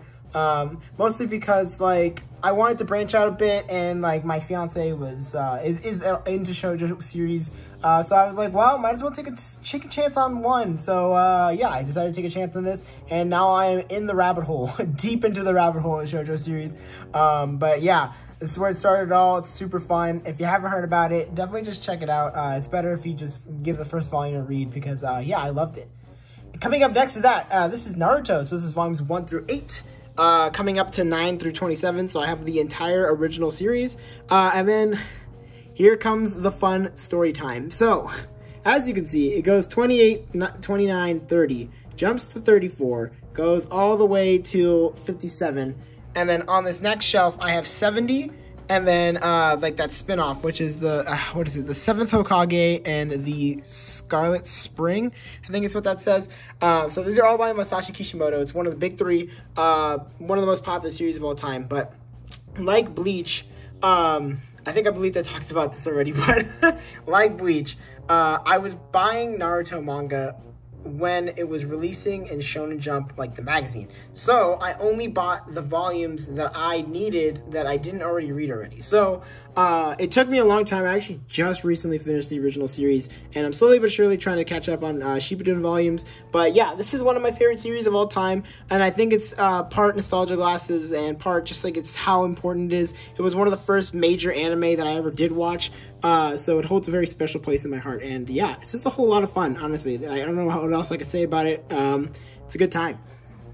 And coming up next to that, we have ourselves Yumekui, oh gosh, Yumekui Kenbun, that's how you pronounce it. This is Nightmare Inspector. Follows the story by Shin Mashiba about this guy, or this character who has the ability to enter people's dreams / nightmares and can kind of like mess around with them, and he'll eat the nightmare for you. But yeah, it's very episodic. It's very interesting, honestly. I had a really great time with these first 6 volumes. I think there's like 2 or 3 more that I need to get, so those have been proven hard to get, but I'm willing to wait because yeah, the series is really fun. Has a very, I would say, like old school 90s, 2000s style where everyone's got kind of a pointy head, or a pointy pentagon head, but honestly, I think it's charming, and yeah, it's got some really dark stories in here too, across the board, so I'd say just give it a shot. It's pretty cool. Coming up next to that, we have Nisekoi False Love by Naoshi Komi. This is the entire series, so up to volume 25 here. Yeah, and it follows the story of this guy right here, Raku Ichiho, I think that's how you say his name, and his hijinks and ridiculousness that he has with his harem of ladies across the board. My bias is Onodera. I think she should have gotten it at the end of the day, but you know, it's a rom-com, so it's exactly what you'd expect. But basically, to give you, if you don't know about Nisekoi, so Raku Ichiho is the son of like a major like gang that's in Japan, and then meets this blonde girl Chitohei, who is the daughter of, it's not the police. I think it's like an assassination group or something like that. I'm trying to remember the bees. I just remember they're the bees. The bees. But basically, they have to be in a false relationship, as the name suggests, a false love, because they want to create a truce between the two gangs. And yeah, it gets ridiculous. There's a lot of more interesting characters get introduced as well. So yeah, it's wacky, it's weird, and it ends fine. It ends fine. That's all I'm gonna say. Next to that, we have ourselves the Dame Cantabile. I don't know how to pronounce this, and I've never understood how to pronounce it. I really should look it up at some point. That's my fault. I'll get to it. But this is by Tomoko Ninomiya. Basically, it's a story, follows a story about this girl here on the front who is really quirky, really weird, and falls in love with this composer dude who's like technically the main character. And he is interested in her because she is like so bizarre, but she has a really interesting way of playing the piano. So it follows this like story throughout it all. Interesting college romance, I guess, series. coming of age as well, slice of life. It's really fun. If you want a more realistic music manga, this is one I would say to check out. Of course, it is out of print because this is by Del Rey. Del Rey got absorbed, I believe, by Kodansha. Don't take my word for it. I'm pretty sure that's true, though. And I don't have all the volumes. I only have 1 through 9. I think there's 15 or 16. So yeah, excited to keep reading this because I actually stopped around volume 5 because I had a hard time finding volumes up to that point, and then managed to find these 4 in a row. So yeah, we'll definitely be reading that at some point. And coming up next to that, we have ourselves Kazunari Kake's Nora. I'm not going to read that small thing. I'm just going to say Nora. I have the entire series, volumes 1 through 9. Yeah, I remember reading this and buying it as a kid because I was like, oh, it's so edgy. Oh, people say damn and they got blooded stuff and they say the word hell. Ha ha ha. But honestly, I don't remember much about it. I read this ages ago and I've had it since I originally bought it. So whenever the hell it came out the first time around.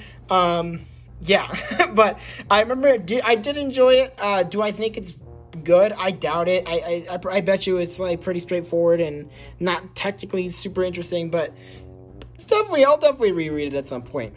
And next to that, we have ourselves Nura, Rise of the Yokai Clan. This is the first 2 volumes by Hiroshi Shibashi. I've only read the first volume, and I thought it was great. And then I stopped reading it. So I don't really have an opinion on it. I probably will be collecting it at some point. I just know it's I think most of the series is out of print or really hard to find. So yeah, it'll be a challenge to get this, but I'll probably read it and get it at some point. Coming up next to that, we have ourselves Oparts Hunter by Seiichi Kishimoto. This is volumes 1 through 12. I believe there's 18-ish volumes, 18 or 19. So almost done with this series, but I haven't read it in a long time. And as a pointless fact for you, this is the twin brother of Masashi Kishimoto, aka the creator of Naruto. So yeah, Oparts Hunter is pretty fun. I wouldn't say it's anything super crazy or anything, but it is very fun. I did enjoy it when I was reading it. And next to that, we have the longest series I have in my entire collection. This is One Piece. So I have volumes 1 through 25 on this shelf. I have to get off my chair. Volumes 26 through 67 on this shelf, and then volumes 68 all the way to the beautiful 101. So it is the first triple-digit manga that I have in my collection. So that's super cool. But if you don't know what One Piece is, I don't know what to say to you because this series is huge. It's probably one of the most popular manga of all time. For good reason, honestly. It's a really fun pirate manga following the story of Monkey D. Luffy as he becomes the king, or tries to become the king of the pirates. And it's about his escapades and adventures throughout the beautiful world of One Piece. Yeehaw. That's all I can really say about it without being getting way too deep into it. Maybe that's a video for another time. But yeah, I love this series. There's a reason why I've collected all of it up to this point. It's really fun, and I can't wait for volume 102 whenever the hell that comes out. So yeah, that'll be exciting. And coming down past all these shelves, we have ourselves One Pound Gospel, volumes 1 through 3 by Rumiko Takahashi. I don't know anything about this. I just know there's a 4th volume, and once I get it, I will read it. So please hold off on that until I finish it. Next to that, we have one of the big series that a lot of people like to talk about. This is One Punch Man, volumes 1 through 6. And coming on down to the other shelf, volumes 7 through 13. This is by One and Yusuke Murata. If you don't know One is the creator of Mob Psycho 100, as well as, of course, One Punch Man, the original, I believe it was a webcomic. And then the art is by Yusuke Murata.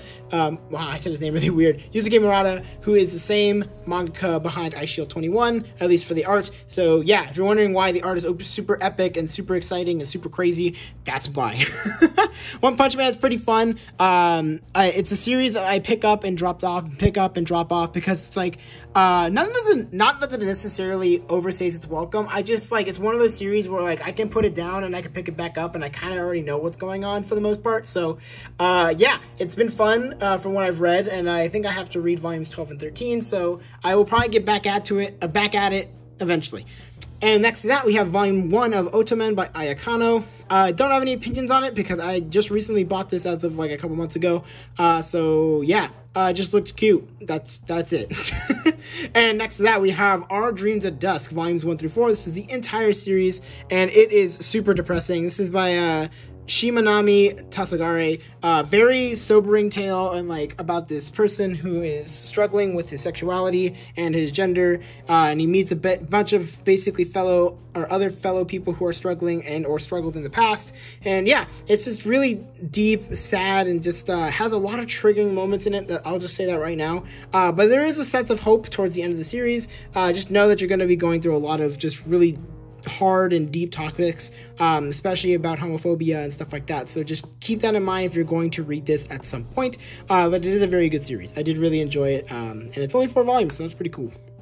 And next to that, we have ourselves Our Not So Lonely Planet Travel Guide. It is a mouthful. Volumes 1 and 2 by Mone Sorai. I have not been able to find Volume 3, and that makes me sad. But basically, to give you an idea of what the series is, it's basically about these 2 men who are currently dating, and one of them is like, the only way I will marry you is if we travel the world together. So that's what they do, and that's what the series is about. So yeah, it's definitely a more lighthearted like series. It's really, really nice to see the variety of art that we get to see across the board. We get to see amazing like settings and locales, and we get a really nice poignant story about like how these characters are struggling with their being gay in Japan, and how that is seen in other parts of the world. So yeah, I've been really enjoying it. Definitely give it a shot. It's a lot of fun. Oh boy. Okay, next to that, we have volumes 1 through 14 of Platinum End. So this is the entire series by Tsugumi Oba and Takashi Obata. As you can tell by my change of tone of voice, it's not my favorite. It's probably my least favorite between out of the duos of the series. I just think it really lost steam like in about the halfway point of the series, and it just drags on till the end. Really unfortunate too, because I felt like it had a fairly strong premise and idea. It's just like Tsugumi, you could tell that Tsugumi Oba has not aged past the point of, oh yes, women can have personalities. Like it's just it's really lacking in this series, and a lot of the women characters are just very poorly written in this series. And not to say that they're much better in their other series, but it's way more obvious in this one because the story is not as good this time around. So yeah, it's I don't know. I really wish I liked this series more, but it's just not great. But I own it because Takashi Obata is my favorite mangaka. So it's not that I necessarily feel obligated, but it feels cool to have all of his series collected. So yeah, if you're wondering why I still have it, even though I don't care for it, that is why.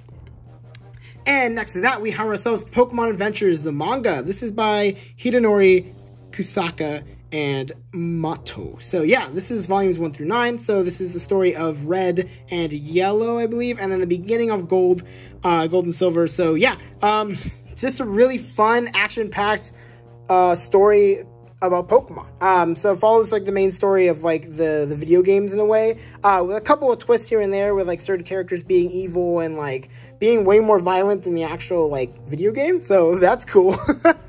Very action packed. It's really fun, honestly. I've been really enjoying it. Collecting them volumes individually is pretty hard, and I know before someone says it, no, I'm not going to collect the collector's editions because I prefer the smaller versions. So yeah, please don't say anything. I get it. And next to that, we got ourselves Pretty Face. This is the entire series, 1 through 6 by Yasuhiro Kano. And so what this story is about is basically about this dude who gets into a really bad accident and then wakes up one day in the doctor's office, and boom, he suddenly has a female face. And the reason why is because he had surgery, and the doctor didn't know what his original face looked like, so he took whatever picture was in the wallet, and lo and behold, the dude's wallet had a picture of his crush. So now he looks like her. So yeah, it's about the antics and the goofiness that goes on for the 6 volumes. And yeah, it's really fun. It's definitely aged pretty poorly in some parts, but I do think it's still a fun time and still enjoyable in some parts. So yeah, it was really fun to collect this series, and yeah, it was good to read it. It was a good time. Next to that, we got ourselves Takashi Konomi's magnum opus, aka I don't know if they've actually written anything else, but their big series, Prince of Tennis. This is volumes 1 and 2, all of it, all the way down to volume 42. So this is the entire series, and yeah, it's a very ridiculous series following the story of Ryoma Echizen, who is basically a tennis prodigy who joins his school with a bunch of other very, very good tennis players, and they go and do their tennis thing. It's weird, it's crazy, it's insane. Basically, people got like magical powers. But I will say this. The last couple of volumes, I think it's interesting, like what the official ultimate superpower is. And yeah, I would say just go check it out, because honestly, I actually really liked how it ended. Even though I didn't necessarily care for the story too much, I think the series is good in a lot of parts and meh in other parts. But yeah, really great time for the most part, and I'm glad to have it. Next to that, we have ourselves The Promised Neverland. This is volumes 1 through 7 and 8 through 20, as well as the spin-off part, which is Beyond the Promised Neverland. This series is by Kaji Shirai and Posuka Demizu. It's quite the mouthful, but it follows the story of all these cute little kids just having a grand old time at their orphanage. And, you know, it's really great whenever all the kids get adopted, until they find out that the kids are getting adopted to be slaughtered and eaten by these demons. So yeah, it's about their story of survival, escaping, and trying to figure out what the heck is going on. And I love this series. I think this series gets a really bad rap because the anime really let the series down, I'm gonna be completely honest, and it's like not fair, because honestly the series is so good.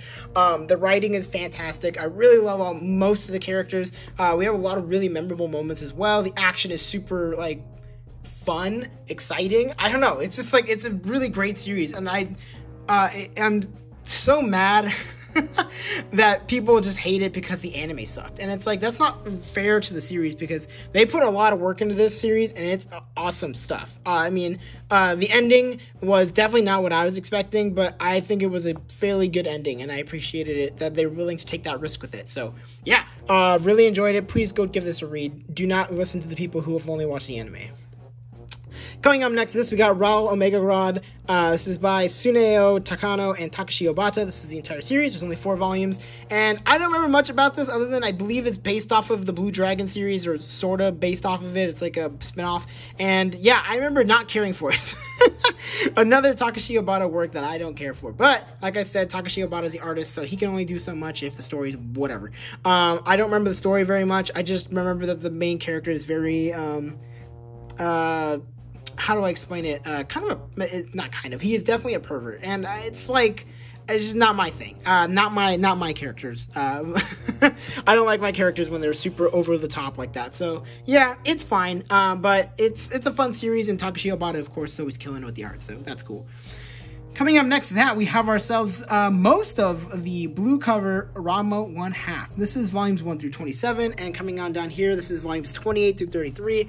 I don't have the entire series yet. Finding volumes 34 through 36 has been difficult, to say the least, but really happy that I do have most of the series in fairly good condition as well. So yeah, if you don't know about the series, it's a really, really famous series by Rumiko Takahashi, aka the same creator as Inuyasha, and a variety of other series, but...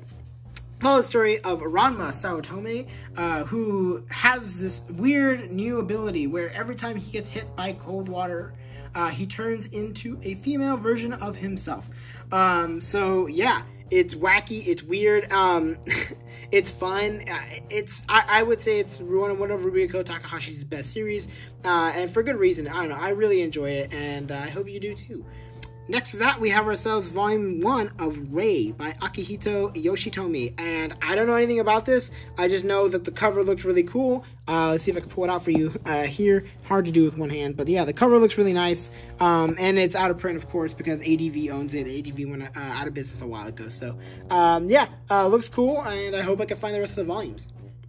And next to that, we got ourselves Reborn, volumes 1 through 7 by Akira Amano. Cool series. Wish it got finished in English. That's about all I could say. This is, of course, not the entire series in English. I think it goes up to like volume 16 or 18 or something like that in English. But please note that the series is not done in English, because this is one of the variety of Viz Media series that they decided to just cut for some reason, along with Gintama and a bunch of other stuff. So yeah, unfortunate, but maybe, just maybe, we could eventually get it back again in English. It'd be really cool. Next to that, we got ourselves volumes 1 through 4 of Rebound. This is by Yuriko Nishiyama. Yeah, so I've been collecting this series kind of reluctantly, but also like I kind of want to have it because like it's a really cool basketball series from what I could tell. But the problem is that it has a original series, and this is the sequel. The original, I believe, is called Harlem Beat, and yeah, it's impossible to find those volumes. It's like super hard, and I'm not willing to spend a ton of money on it. So yeah, I have not read this because this takes place like literally right after the events of the first series. So it's a little confusing. They kind of expect you to know the characters already, so that's kind of unfortunate. But maybe, just maybe, I'll be able to eventually read this and also Harlem Beat, and then I will give an opinion on it at that time. Coming up next to that, we have ourselves Red Prowling Devil, volumes 1 through 3. This is by Toshimitsu Shimizu. Yeah, it's just like a randomly cool series that I decided to pick up. I was a fool and I did not pick up the entire series when I saw it at Book Off. They had all of it. I think it was volumes 1 through 9. And then I decided to wait on. I'm like, well, who's gonna buy it? And lo and behold, someone bought it. So I'm here with only the 3 volumes. Hopefully I can find the rest of them. But yeah, it just follows the story about this like lady who's really good at flying jets, and it's about her missions and stuff like that. Yeah, it's not super crazy. The writing's not super great, but the art's nice, and yeah, it's cool. It's cool to have. I don't know. I like collecting older series, especially series that no one's ever heard of, because I feel like it's interesting to be able to bring light to these kinds of series, because it's like, wow, I never would have expected that to ever come out in English. This is one of those, so that's cool. Coming up next to that, we have ourselves Renee. This is volumes 1 through 3 by Rumiko Takahashi. Wow, lo and behold, same creator as Ranma 1/2. And I have not read this. This is actually my fiance's series. But she was thinking about selling it, and I was like, let me just hold on to it. Maybe I'll read it at some point. And I have not read it. So it's there, and it's looking pretty. Coming up next to that, we have the first 3 volumes of Pretty Guardian Sailor Moon by Naoko Takeuchi. Lovely series.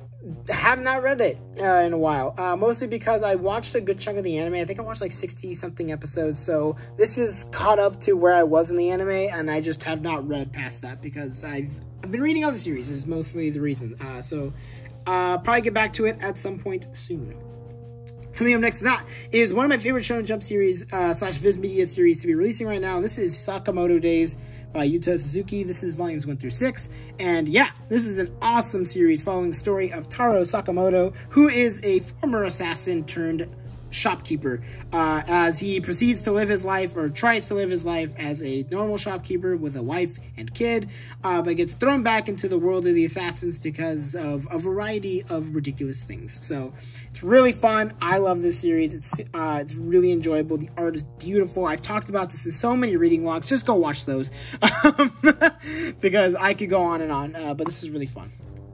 And coming up next to that, we have ourselves Sakura Hime volumes 1 through 12 by Arina Tanamura. This is a really fun series following the story of a princess who you end up finding out she is a yokai, or like half yokai. So she has like blood in her that makes her immortal, but she like has the ability to kill other yokai. And it's yeah, it's super dramatic. The action's actually really nice, and the covers are so gorgeous. The spines are so gorgeous. It's really fun, and definitely not how I was expecting it to end, but I really liked it. It's a good time. Coming up next to that, we got ourselves Saikano. This is volumes 1 and 2 by Shin Takahashi, and I have more volumes up there, so I'll probably show that in the next part. But yeah, it follows the story about this human weapon girl who ends up going to high school with this dude who's kind of a blockhead and kind of a jerk, but it's about them becoming friends and then eventually dating, and about their story together. It's wild. But yeah, I've only read the first, I think the first 2 volumes. I think I may have read the 3rd volume, but it was enjoyable. So we'll have to keep reading and see how I feel about it by the end. And now to talk about some of the random little filler volumes here. I've got A Mistress Fortune by Arina Tanamura. It's a one-shot about this girl who is a magical girl. It's fine. I didn't care for it, but I've been collecting Arina Tanamura work, so it's here. Under that, we have Grand Guignol Orchestra. I think that's how you pronounce it. I don't know.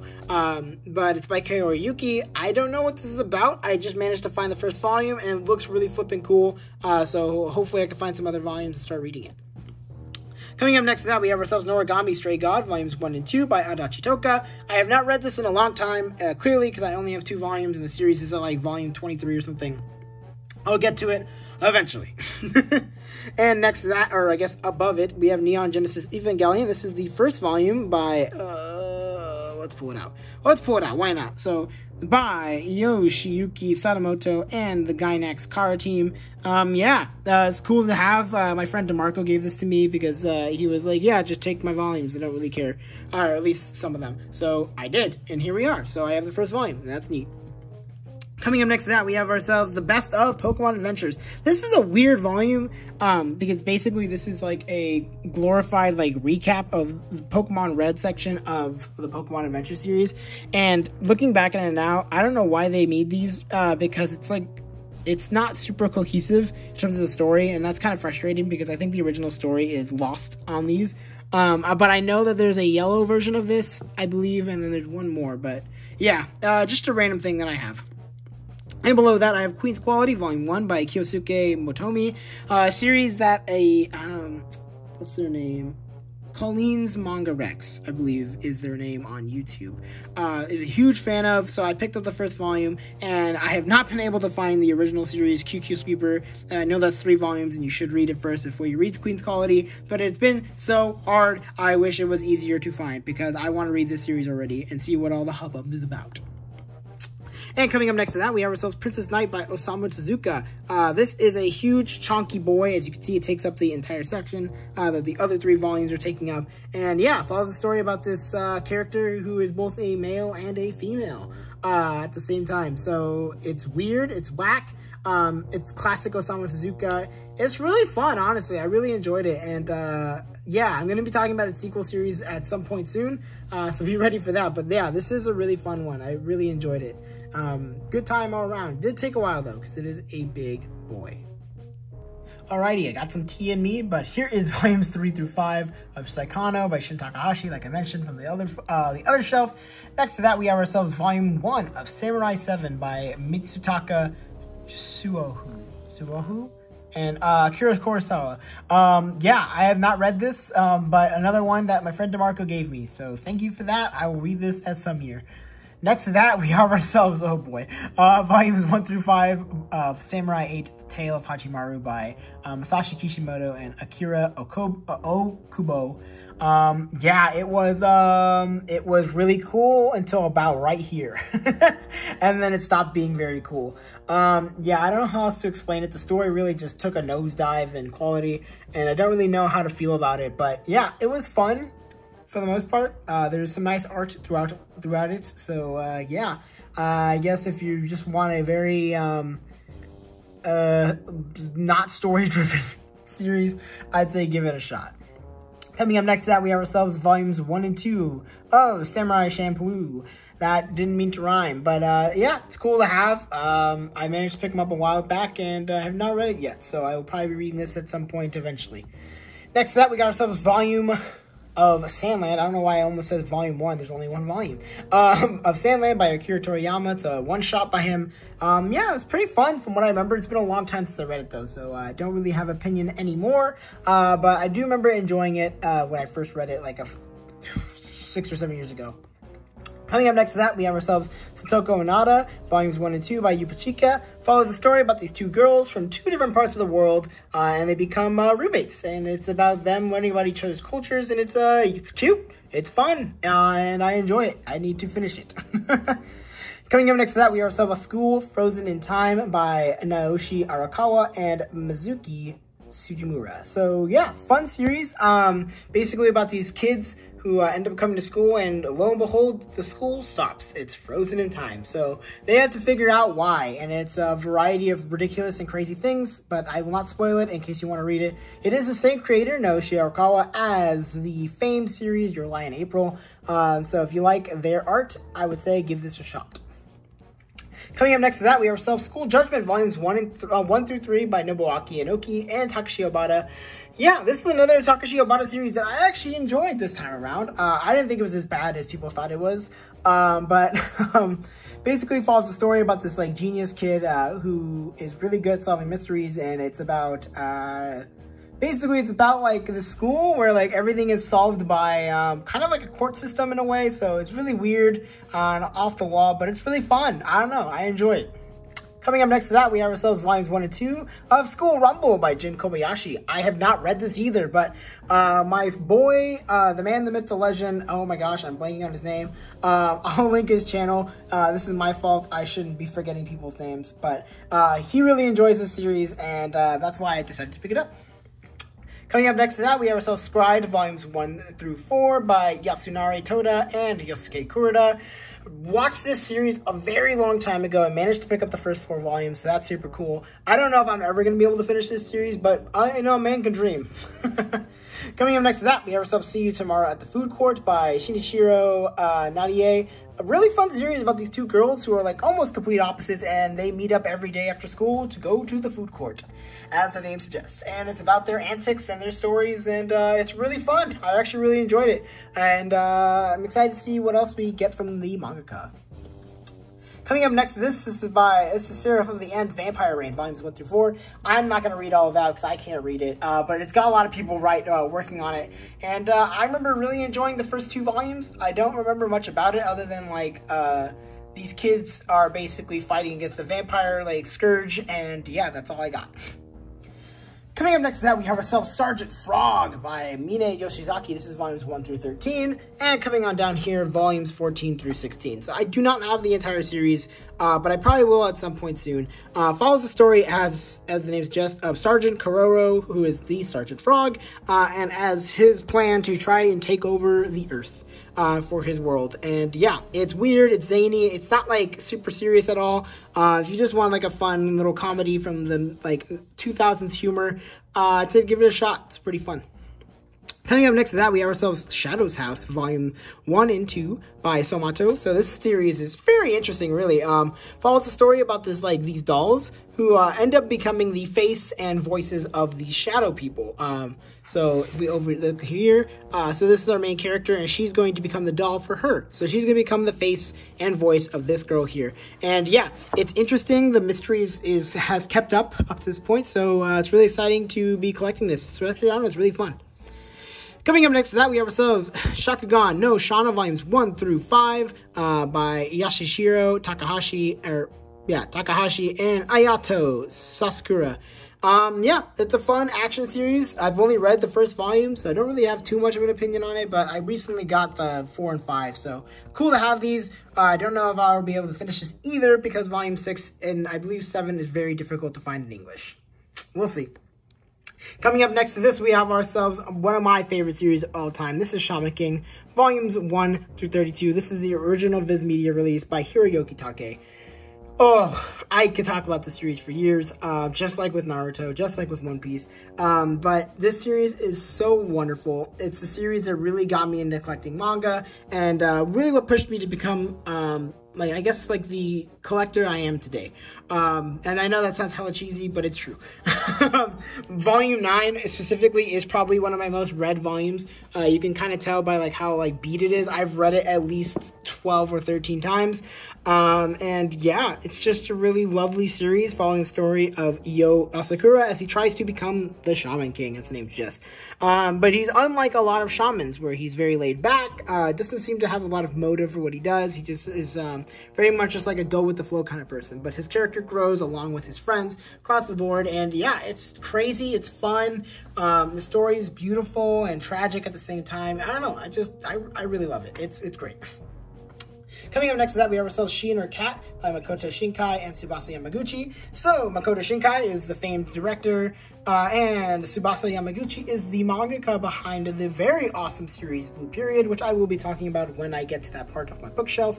But this is a really fun little one-shot that they did together, and follows a story about this girl and her cat, and the story is told from the cat's perspective. So it's cool, I like it, it's enjoyable, it's fun. I'll probably keep reading it at some point soon. Coming up next to that, we have ourselves volumes 1 through 3 of Sherlock Bones. Yeah, and it's fun. It's a mystery series about this dog who has the spirit of Sherlock Holmes in him, and about this boy who meets him and they solve mysteries together. Nothing too crazy. I don't think it's amazing or anything, but it's fun. I don't know. I find it enjoyable. Coming up next, we have our one volume of Shirley by Kaoru Yuki. I believe this is supposed to be a spin-off of Emma, following the story of, I guess, a girl named Shirley. It's cool to have this. I just really like Kaoru Yuki's work. Kaoru Yuki, wrong person. Kaoru Mori. My bad. Don't listen to what I just said. Kaoru Mori. I love her work, and yeah, really excited to get this because this is pretty rare from what I could tell. Next to that, we have ourselves Short-Tempered Melancholic by Arina Tanimura. Another one of the one-shots, and yeah, I haven't read it yet, so I don't have an opinion. Coming up next, we have ourselves Shortcake Cake. This is volumes 1 through 12 by Sue Morishita, who is the same manga group or duo behind the lovely series, A Sign of Affection. And yeah, this is a really fun one, following the story of Ten, who moves into a boarding house, and it's about her story of meeting these weird, wacky little characters. And it's weird. It's a weird story, and I loved it. I ate that stuff up like cake. Wow, I am not funny. I'm so sorry. But this is a really fun one. I really enjoyed it. I know there's people who don't care for it, but I liked it. I thought it was enjoyable. Coming up next to that, we have ourselves a very popular series. This is A Silent Voice by Yoshitoki Oima. Yeah, really beautiful story about this kid who's a bully, who keeps bullying this kid who is deaf. And then after, like, some pretty screwed up stuff happens, and basically he gets shunned because he's a jerk. So it's about his story of trying to, not recount, but, like, try to reconcile with everybody that he kind of screwed over and was kind of a jerk to. So he's aiming to be a better person, and then he meets up with the deaf girl again, and it's about their story together and about his, yeah, like I say, reconciling being a terrible person as a kid and learning to grow up and become a better person. So yeah, it's a very beautiful, lovely series. If you have never checked this out, I would say give it a shot. It's gorgeous. It's wonderful. It's only 7 volumes, so it's a pretty short read as well. So yeah, give it a shot. Coming up next to that, we have ourselves Takehiko Inoue's beautiful magnum opus, as some might say. I think it's his magnum opus, but you can agree to disagree. This is Slam Dunk, a beautiful basketball series following the story of Takamichi as he goes and joins a basketball team because a girl he likes basketball because her brother is also a basketball person. So yeah, it's great. It's lovely. I only have 18 volumes because volume 19 is impossible. But yeah, this series is awesome. I love this so much, and I'm really excited because of the reprints. So hopefully I can find volume 19 soon so I can keep reading it. Coming up next to that, we have ourselves Smokin' Parade, volumes 1 through 5. This is by Jinsei Kataoka and Kazuma Kondo. I have such a hard time saying their names. Same manga, like I said, by Dead Man Wonderland earlier in this video. And yeah, this is a really fun series. Been really enjoying it. It's another really dark, twisted action series, full of ridiculousness and a whole lot of gore. So if you like Dead Man Wonderland, this is just more of that, but with a different premise, basically. But same kind of story, same kind of idea. So yeah, it's really fun. I've been enjoying it a lot. Coming up next to that, we have ourselves Soul Eater volumes 1 through 4, and on the next shelf, volumes 5 through 11. This is a fantastic series following the story of these beautiful Meisters, and as they become, yeah, people who kill demons and stuff, and take souls in order to please death. Yeah, it's fun, it's wild, it's really fun. It's Atsushi Okubo, so same creator behind Fire Force and behind Beachy or whatever that series is called. But it's been really fun. I love it so much, and I love seeing his art basically get better as the series goes on. Not that like the original like volumes were bad, but it's just like he really starts to understand how he wants characters to look as he gets further into the series, and that's awesome. I love to see that. It's one of my favorite things about reading manga. Alright, so right next to Soul Eater, we got ourselves Spy Family. This is volumes 1 through 8 by Tatsuya Endo. I love this series so much. If you don't know what the series is about, it's basically about this spy here who ends up creating a fake identity and a fake family with his persona, also known as Lloyd Forger. And then he ends up getting married to Yor Forger and then adopts Anya Forger. And it's about their story as they proceed to as he proceeds to try to complete his mission, while also Yor is trying to complete her missions as an assassin. And lo and behold, they don't know, but Anya is also a telepathy, like can read minds basically. So wild stuff. It's a very interesting premise, and I love this series so much. It's so great. Beautiful mix of like that slice of life, but also action series and romance series and comedy series. It's great. I very much enjoy it. Coming up next to that, we have St. Lunatic High School. This is volumes 1 and 2. This is complete by Majiko, and basically follows the story of these two humans who end up going to school because her brother is a teacher at a demon school, or like I guess it's like a monster school. I don't know how else to explain it, but yeah, it's goofy, it's weird, and the art is cute as heck. And that's all I gotta say about it, really. Next to that, we got ourselves Star Wars Lost Stars. This is a spin-off story of Star Wars franchise, which, I mean, if you don't know what Star Wars is, I don't know what else to say to you. But, yeah, it's a cool manga series. Basically follows the story about these two kids who grow up in the Empire together, and later in life, one of them joins the Rebels. And it's about their story together and separate from one another. So, yeah, it's really enjoyable. I really liked it. And it's a really fun 3-volume read. Coming up next to that, we have one of my most underrated series of all time, and one of my favorite series as well. This is Tegami Bachi Letter B, volumes 1 through 20. This is the entire series by Hiroyuki Asada. Absolutely wonderful series. I love this to death. This is a beautiful, gorgeous series following the story of our boy here, who becomes a letter B, aka a mailman, for this world where there is no natural sunlight. There's only this artificial sun that lights the entire world. So, very interesting premise. Again, a lot of these stories have very interesting premises. What can I say? But the characters are done really well. The art is absolutely gorgeous, and I just love the setting as well. It's built out really well. The world building is fantastic. I don't know. This series is awesome. It's really, really good. You should go check it out. It's beautiful. Up next to that, we got ourselves Tiger and Bunny. This is volumes 1 through 6 by Mizuki Sakabara, but I have the rest of the series here, 7 through 9. Yeah, it's a really fun, like, superhero series. Basically follows the story of these two superheroes, Tiger and I forgot what his, like, full name is, but it's like something, it's like Neon Tiger or something like that. But yeah, it's about him growing older as like a superhero, and he's getting kind of like replaced or outclassed by some of the younger heroes.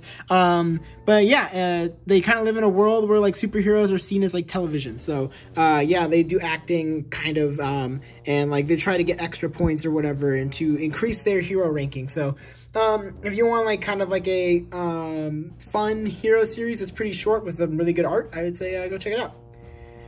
And coming up next to that, we have ourselves Time Stranger Kyoko by Arina Tanamura. I only have 2 volumes, but this is a very, very good, I don't know. Actually, I don't know why I said it's very good. I have never read it. But this is a series by Arina Tanamura. I've talked about her a lot throughout this entire video series, or this entire video. So yeah, don't know what it's about, but looks good. Coming up next to that, we have volumes 1 through, I think it's 32 here, of Toriko by Mitsutoshi Shimabukuro. Yeah, that's all I'm going to say about that. Then we got Town of Pigs by Hideshi Hino, which is a really cool series, a really cool little one-shot from Starfruit Books. So this is really cool. Starfruit Books is like an indie manga printer / publisher. Really cool to have this. If you want some like really just eerie, creepy, spooky, old school kind of manga art and story, I would say give this a shot. It's got a very interesting ending, and I'd love to hear what you think about it if you have read it. So yeah, let me know in the comments below.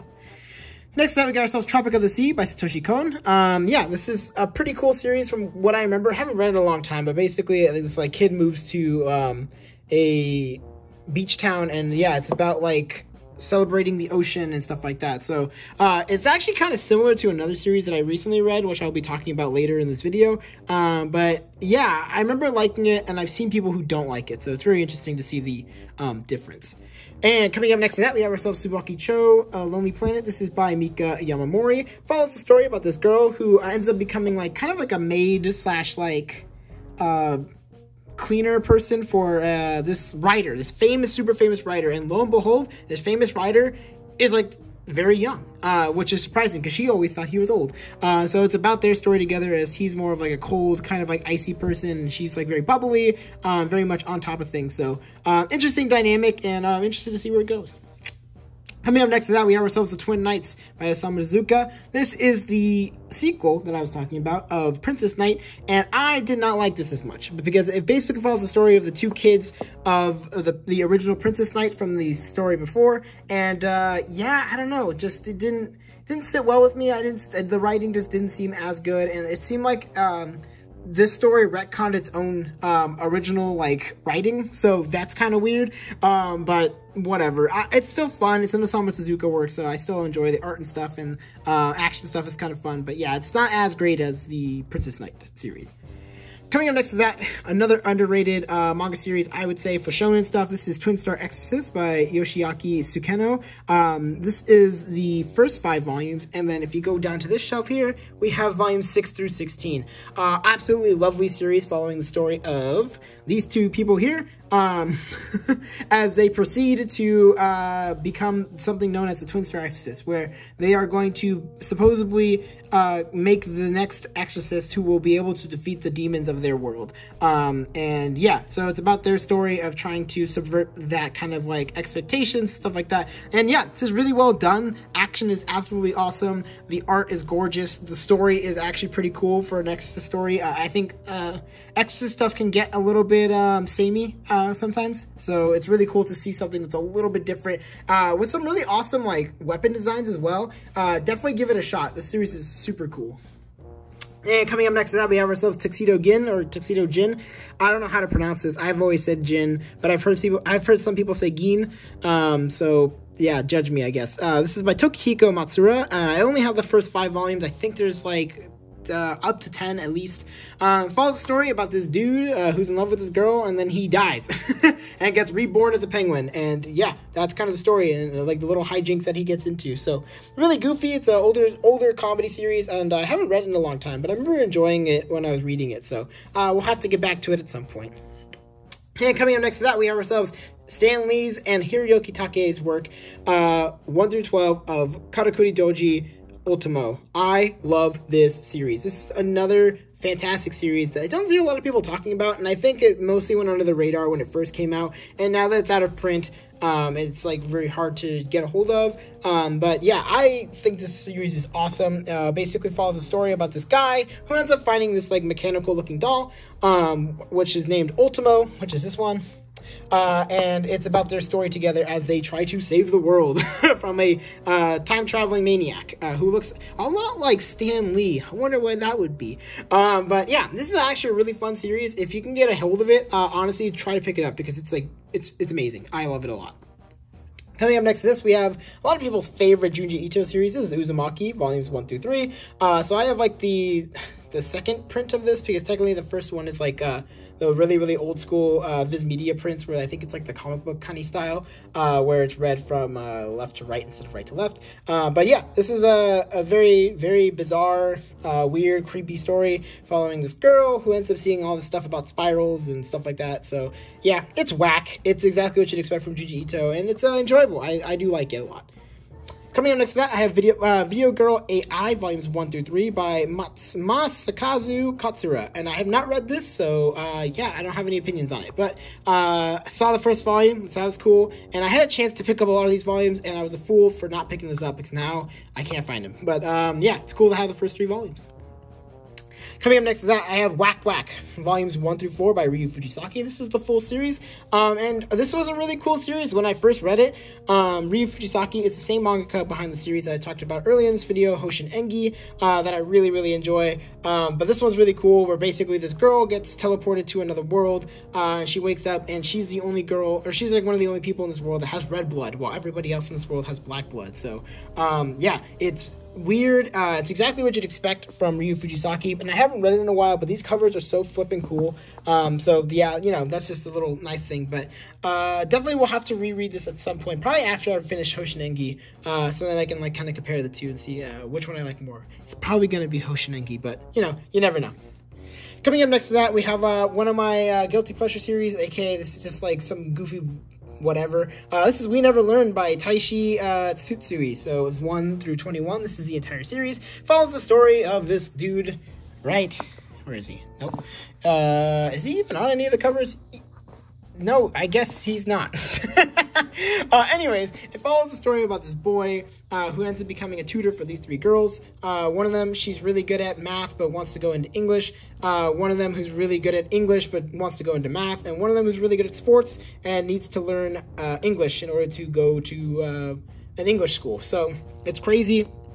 It's very typical, nothing super, I don't know, it's not amazing, but I enjoy it. I like this kind of stuff. It's basically just like another Nisekoi, so if you like Nisekoi, give it a shot. That's as much as I'm going to say about it, really. Coming up next to that, we have ourselves We Were There. This is volumes 1 through 4 by Yuki Obata. I've only read the first 3 volumes, but this is like one of the most dramatic series I have ever read in my entire life. I've never seen junior high / high school people being so terrible and mean to each other, and also just being like absolutely awful in general. But it's interesting to see where the story will go. I don't know, I'm like sucked into like the drama, so they got me good. Coming up next to that, we have ourselves Welcome to the NHK. This is volumes 1 through 4. This is by Tatsuhiko Takemoto and Candy Oiwa. Sorry, I had to read it. The text is so small. But yeah, this was a really weird story following the story of a hikikomori, I think is what they're called. But basically, he's a shut-in. And it's about his story about him and his friend going to create what some would say is a explicit video game. That's all I'll say, because I might get this video banned or demonetized if it ever gets monetized. So don't want to screw that up. But let's just say some goofy things happen in this series. It's very weird. Slice of life series. I'd say give it a shot if you like absurdist comedy. Coming up next to that, we have ourselves Whistle, Volume 1 through 19. This is by Daisuke Higuchi. Awesome series following the story of Sho, over here, who's a really short soccer / football player, whatever you want to call it, I don't care. But yeah, it's about his story of trying to become a really good soccer player, even though he's kind of like against the odds because he's really short. So he learns how to play his style of football and figure it out. And yeah, it's just really fun. The art is great. It's an awesome sports manga. Delves a lot into the backgrounds of a lot of the characters, so that's cool. We don't always get that with sports series, so neat to see. And yeah, can't wait to finish this eventually. Almost done. Up there, next to that, we have ourselves World Trigger Volumes 1 through 4 by Daisuke Ashihara. This is only the first 4. I have 5 through 9 over here.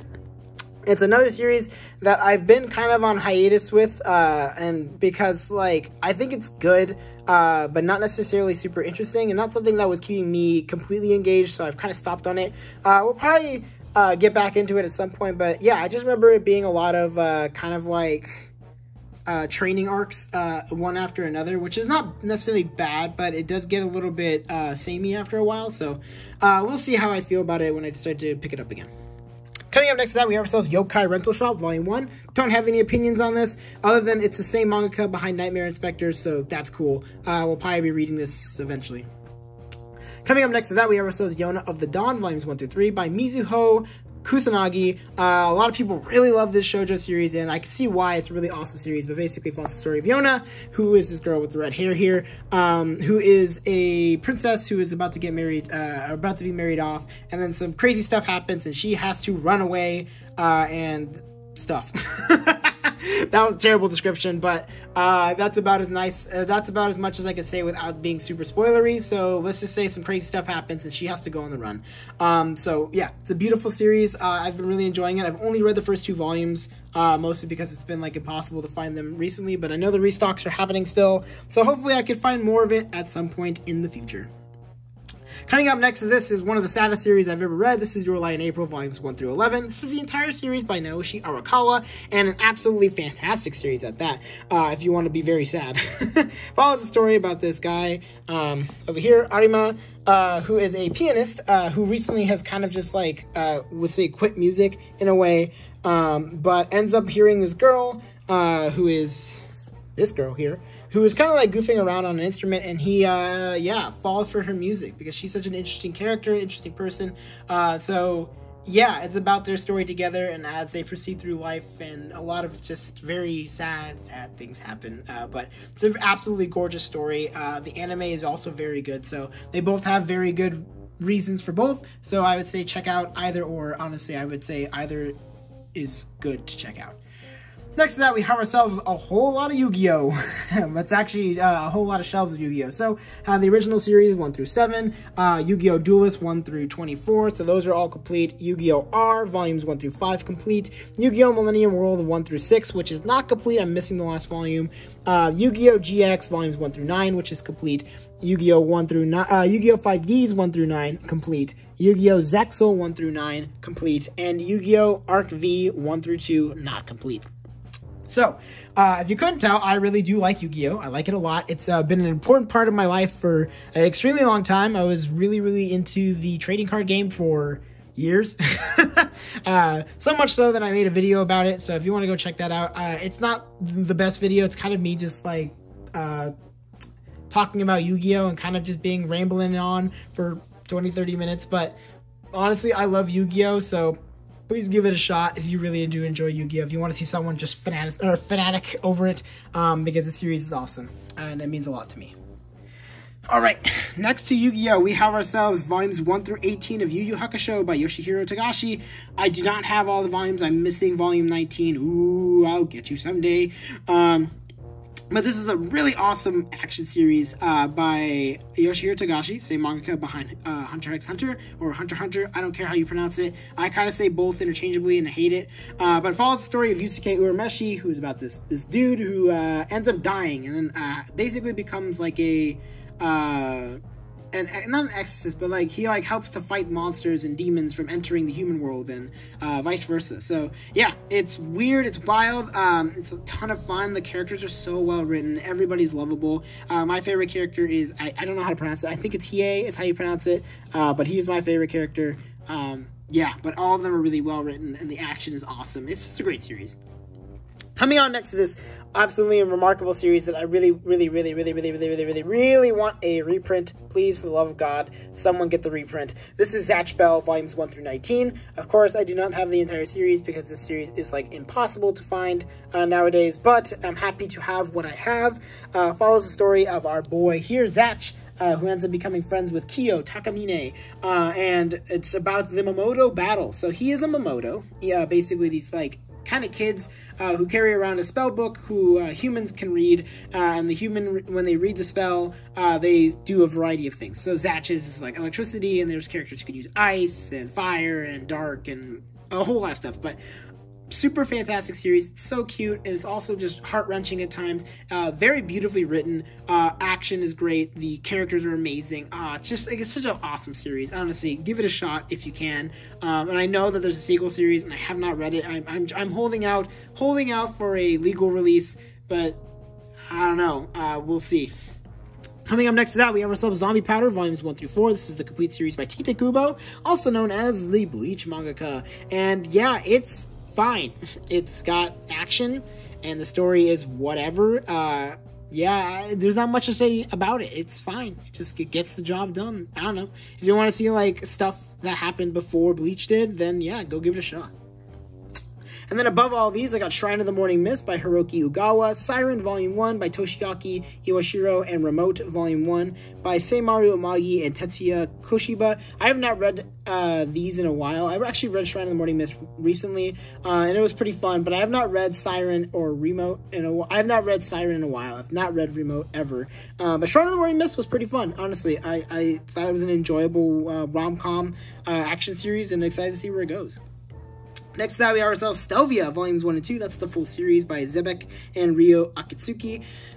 It's fine. I don't think it's super amazing, but it's just neat to have. I don't know. It's like one of those little conversation starters, I guess, because it's like, oh, well, what the heck is that? And you have like a whole lot of like Viz Media, Shonen Jump stuff. Like, what is this series? So it's just fun to have. Nothing too crazy, though. Under that, we have Stitch, Best Friends Forever by Miho Asada. Follows the story of the anime-only characters of Stitch, because yes, Lilo and Stitch technically has an anime, and yeah, I've never watched it, and this manga makes me really want to watch it, because I did not understand who some of these characters were, and that was kind of unfortunate, but it's still enjoyable. I like Stitch a lot, so it's cool to see. Coming up next, we have Tenho Tengi. I don't know how to pronounce this. I've never known how to pronounce this, but I only have volumes 1 and 2 because I'm holding out to try and get the entire Orange collection. I'm a fool for doing that, but you know, you can dream. And Toriko volume 33 is here.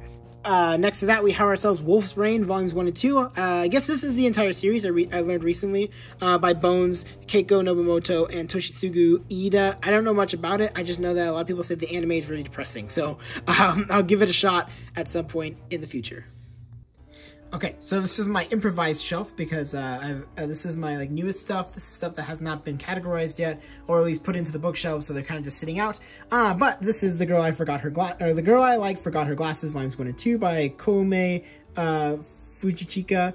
Jujutsu Kaisen Volume 19 by Geki Akutami, Kageki Shoujo Volume 6 by Kumiko Saiki, My Clueless First Friend Volume 1 by Taku Kawamura, Spy Family Volume 9 by Tatsuya Endo, Dinosaur Sanctuary Volume 2, and Hell's Paradise Yugo Kodaku Volume 12. I will be talking about these two series when I get to them on the bookshelf. And then coming up here, this is the next part, I guess you could say. So this is like the books that have been technically categorized, but they are in a different spot. So this is volumes 1 and 2 of After Hours by Yuta Nishio. This is not the entire series. I'm missing volume 3. But it's a really fun series talking about the DJ scene, which is really cool. So cool stuff. Below that, we've got After the Rain, Volume 1 by Jun Miyazuki. A lot of people really like the series and have told me that I need to finish it, and I will at some point. Just haven't gotten to it at this point. Below that, got Ajin Volume 3. Yeah, I've talked about that already because it was at the beginning of the video.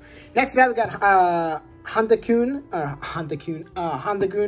Satsuki Yoshino. Same mangaka behind Yoshino Zurikara, and also Barakamon. So yeah, I have not read this yet, but will be at some point soon. Coming over next to that, we have Anonymous Noise, Volume 1 through 4, Please Ignore the Glare, by Ryoko Fukuyama. This is Volumes 1 through 4. I have not finished this series yet, but I have read the first, I believe, 2 volumes. This series is awesome. I was not expecting to enjoy it as much as I have. Basically follows the story about these 2 kids from back in the day who would always sing to each other because they had, kind of problematic households in a way, or at least one of them did. So when one of them ends up moving away, the girl, who's here on the cover here, loses her desire to sing and stuff like that. But as she proceeds to meet other people and stuff like that, she slowly but surely breaks out of that shell. And it's about her story of trying to find that friend from back in the day, to use her voice in order to bring him back. So yeah, it's heart-wrenching at times. The music is the music and all the instruments are drawn really well. So it's cool stuff. Definitely will be continue to collect this series. Next to that, we have Adam the Beginning. This is a what do you call it? A prequel series in a way to how supposedly how Astro Boy came along. So yeah, it's pretty fun. I like it a lot. It's enjoyable, I think is the best way to put it. I don't know why I had such a hard time trying to say that, but yeah, it's been really fun. And excited to get Volume 3 whenever the hell I decide to get it. Next to that, we got ourselves Ayashimon by Yuji Kaku. This is Volume 1, so this is just recently came out. Follows a story about this dude who just likes fighting and wants to become a shonen protagonist. So, yeah, he ends up joining a yokai group, and it's hilarious. I don't know. It's fun. The action's great. It's Yuji Kaku. I really enjoy it. And like I said, I'll talk about Hell's Paradise when we get to it. But yeah, same creator. Next to that, we got Baby and Me. This is Volumes 1 and 3 by Marimo Rogawa. I have not read this yet, but it is by the same mangaka as New York, New York, which is a series I have read previously, so excited to check this out and see if it's any good. Up there next to this is the oldest manga, technically, that I own. So this is the oldest originally published manga.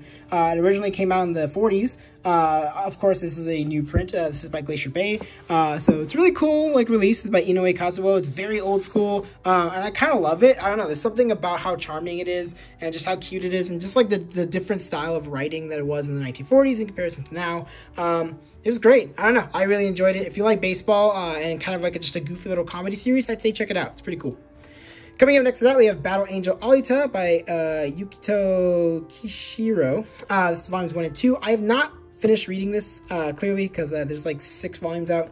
I really need to get back on it because it's been a fun time. I really do enjoy it. It's a really fun little sci-fi dystopian story. And yeah, can't wait to get back into it. Next to that, we got ourselves Behind the Scenes by Bisco Hattori. I only have volumes 1 through 3.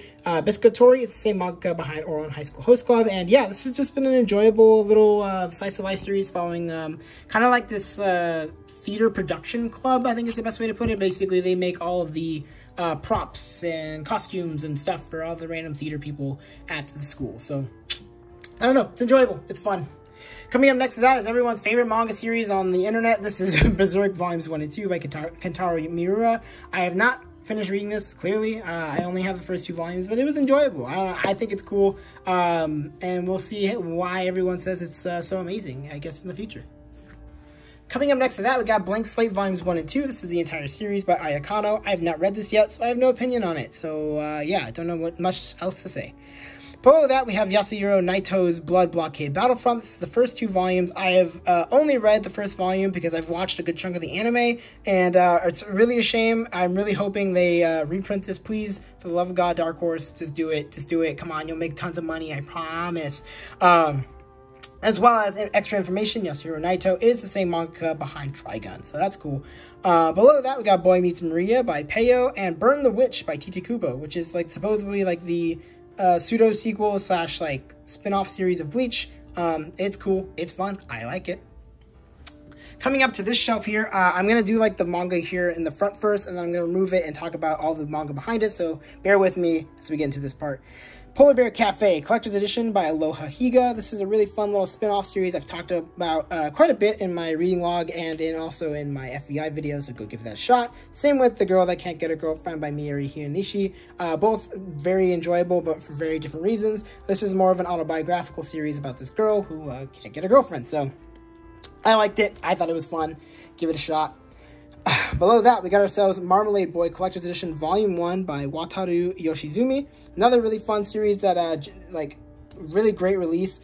Beautiful color pages from Seven Seas. Honestly, I'm really happy this has come out. Very wacky. Give it a shot. Below that, Mermaid Scales in the Town of Sand by Yoko Komori. This is the series that I said was reminded me of Tropic of the Sea, or the kind of vice versa. They are very similar in terms of story and idea, but, or at least not story, but the premise. But I like this one a lot more. Yoko Komori's work this is awesome. This is such a beautiful series. Talked about it in the FBI, talked about it in the reading log. You should go check that out. See my opinions. Got 2 volumes of Golden Kamuy Volumes 4 and 5 by Satoru Noda. I'll talk more about this when we get to this bookshelf here, or the back bookshelf part. Run Away With Me Girl Volume 2 by Batan. Another one I'll talk about when we get to the next part. And Ikigami Volume 1, The Ultimate Limit by Motaro Mase. I've not read this, so I don't have any opinions on it, but I will be talking about this, or reading it hopefully soon, and see how I feel about it. Coming on down, so this is the continuation of this part here. So yeah, that was a little detour up there because those are just like volumes I have up there. But I needed to talk about them because they are part of my collection. So down here we got Candy and Cigarettes. This is volumes 1 through 3. So this is caught up. This is really fun series, basically following the story about this dude who used to be a cop slash detective and ends up retiring, but he still kind of needs money. So he ends up taking this job as a cleaner.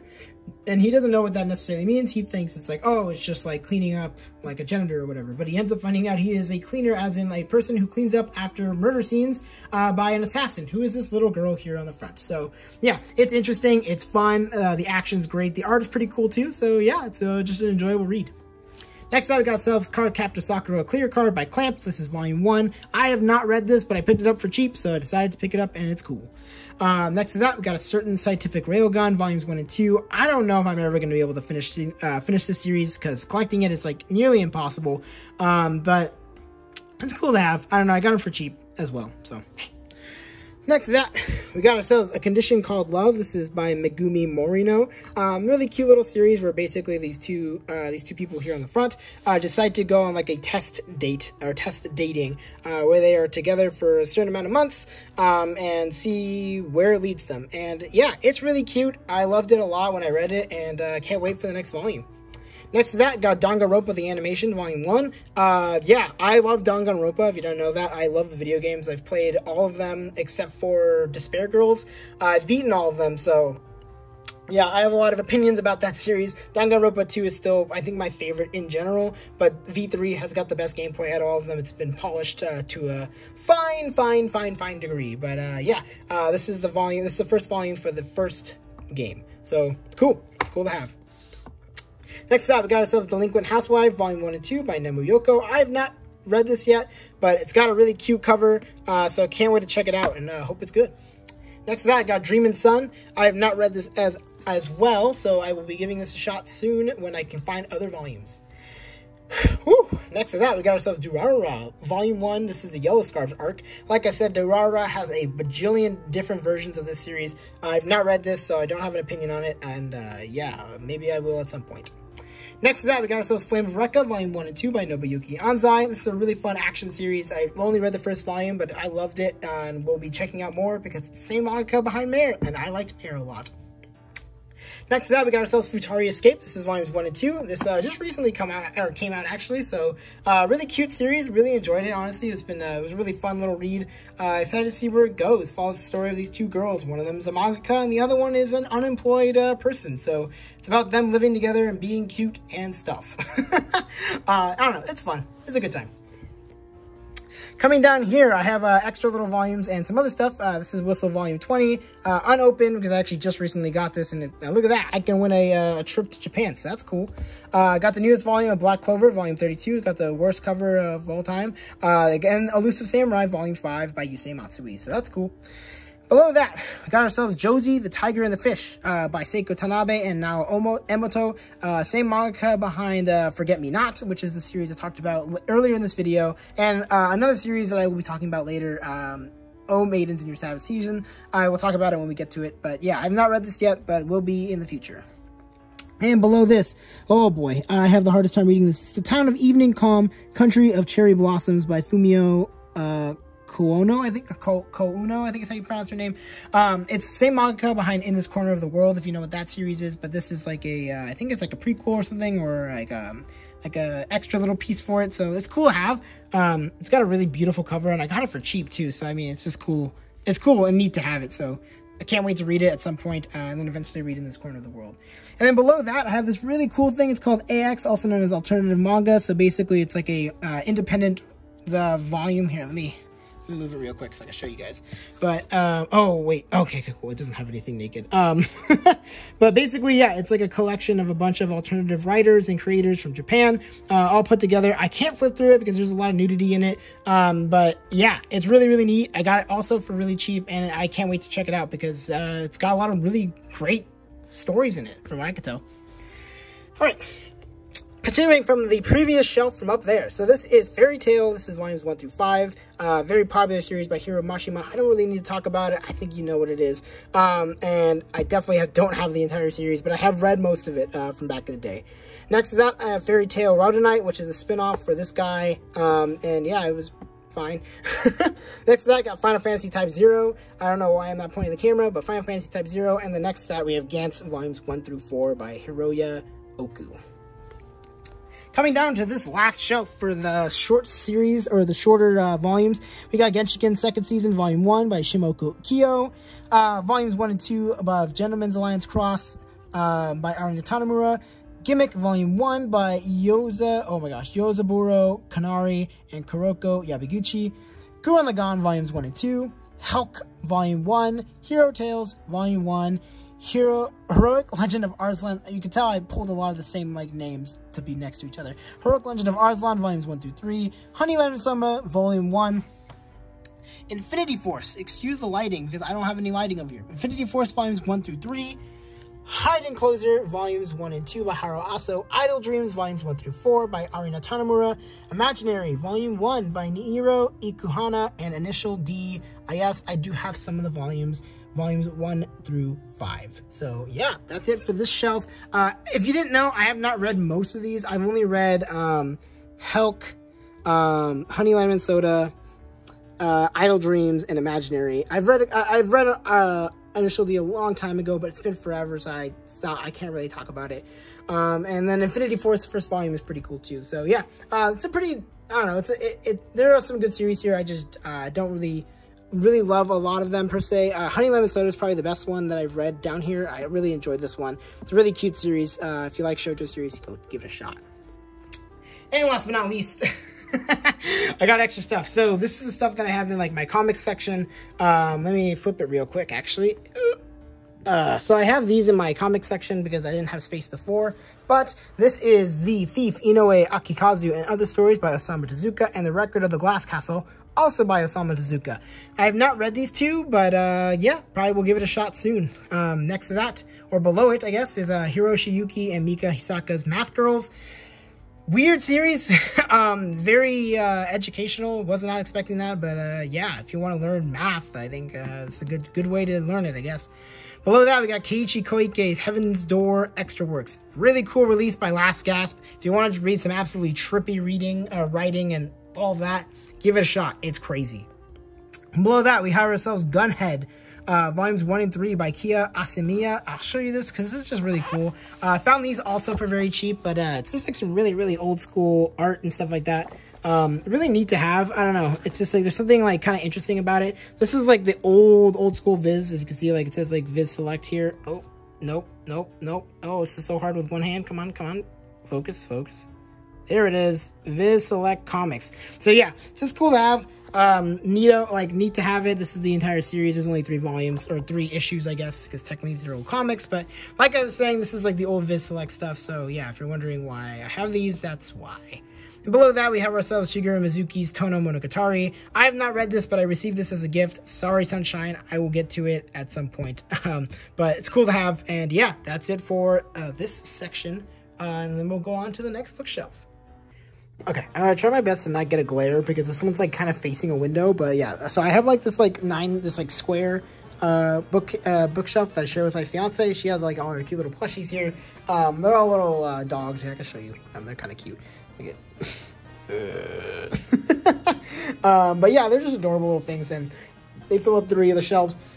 I'm not too worried about it. I think they look cute, but yeah. So let's get back to the manga. So we have Inubaka Crazy for Dogs, volumes 1 and 2 by Yukiya Sakuragi. Yeah, I thought the first volume was fine. It's definitely aged pretty poorly in some spots, but I think it's interesting enough and kind of cute. So yeah, I'll give it a shot.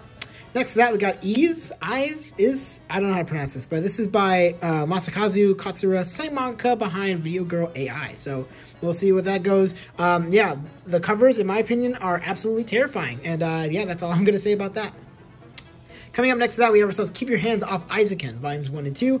This is a series that a lot of people really love, and I agree because this is this was a really good anime in general. I thought the anime was great, and excited to continue collecting. I haven't gotten a new volume in a while. Need to get 3 and 4, so we'll have to give it a shot at some point. Up next to that, we have ourselves Kemono Jihen, Kemono Jihen. I think I pronounced this incorrectly in one of my videos, as always, because I'm really good at pronouncing things clearly, and yeah, I thought it was fine. It's a decent shonen series. I don't think it's anything to write home about per se, but yeah, I thought it was fine. Coming up next up, we have Kitchen Princess, volumes 1 and 2 by Natsumi Ando and Miyuki Kobayashi. Really fun little crazy drama series following this girl. Basically, like, when she tastes something, she can remake it almost perfectly. And yeah, it's cute, it's fun, and it's full of drama. There's a very unlikable character, Eek. That's all I will say. And the ever-present, super controversial Volume 1 of Kamen Rider Kuga. This is one of the volumes that has that really poor translation, where a lot of people were complaining about it. And yeah, I read it and I thought it was fine. Maybe it was, affected by that. I didn't even notice it until someone brought it up like a couple weeks after and was like, oh yeah, the Kamen Rider Kuga translations are really bad. And I was like, I have no idea what you're talking about. So yeah, I just thought it was fine. I didn't really care for much of the characters. We'll see. Maybe the translation will be better, or maybe I'm just being a little butthurt or whatever, but yeah, not much else to say about it. Next to that, I'm going to go a little bit faster this part because I've not read these two, but this is Kamikaze Girls and Kimagure Orange Road. Haven't read either of these, but will at some point soon. Next up, we got ourselves Kimi ni Todoke by Karuho Shina. Yeah, this is a really classic shoujo series that a lot of people really like. I've read the first volume and thought it was hilarious. I thought it was really fun. Follows this really shy girl who ends up going out with this dude at some point. I don't know when. I don't remember it happening in the first volume, but I do have volumes 2 and 3 as well, so we'll be continuing that series soon. Coming up next to that, we have ourselves Komomo Confissory by Maki Manami. Absolute ridiculous comedy series following this like super rich girl who ends up losing basically her entire fortune and ends up having to work for the baker / cook that she used to hang out with when she was a kid. So yeah, if you ever wanted to watch a very rich person try to figure out how to be poor, it's quite the story. But I enjoyed it. I thought it was fun, and yeah, it's a good read. At least for what I've read. I don't have everything, but we'll get there. Next up, we got Last Gender, volumes 1 and 2 by Ray Taki. Really very, very weird series. I think I was expecting something different than what I got, but basically it follows a story about this bar called Bar California, where anybody and everyone can have a good time, is how I'll put it, in the back rooms, and allow yourself to explore gender and sexuality. And yeah, definitely was not what I was expecting. It was a lot more explicit than I was expecting, but it's still enjoyable and is very thought-provoking in many ways. So, I don't know, if you want something that's like, will test your... not necessarily patience, but I guess your ability to take certain things, then yeah, so give it a shot. Coming up next to that, we got Legend of Chun Hyang. Don't know how to pronounce it, I'm so sorry. And that's by Clamp. So a cute little, like, short little series. Action's cool, and it's just fun. I don't know, it's nothing super crazy, but I enjoyed it. I'll probably have to read more Clamp stuff to see how it compares. Coming up next to that, we got Yua Kitagawa's Line. I have not read this yet, so I don't have an opinion, but I believe it's a one-shot. So, yeah, we'll give it a shot at some point soon. Next to that, we have ourselves Volumes 1 and 2 of Livingstone.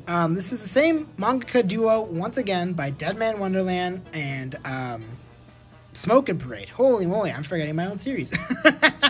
I've not read this yet because I don't have all the volumes. There's 4 of them, but yeah, hopefully soon I can get all of them so I can give it a shot and see what it's all about.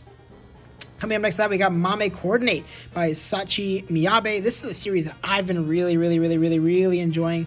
I believe there's only 4 volumes or 5 volumes, but it's super cute. Follows the story about this like country girl who ends up becoming a model, and how she kind of stands out in the world because like all she really wants in life is some comfy clothes and some fried chicken. But so she's like really, you know, different from what people would consider a model, who are supposed to be prim and proper and whatever. So it's about her story as she grows as a model, as a person, and has the people around her continue to grow and become more accepting of others. Yeah, this is a lovely series. It's very cute. It's very fluffy, and I like it a lot.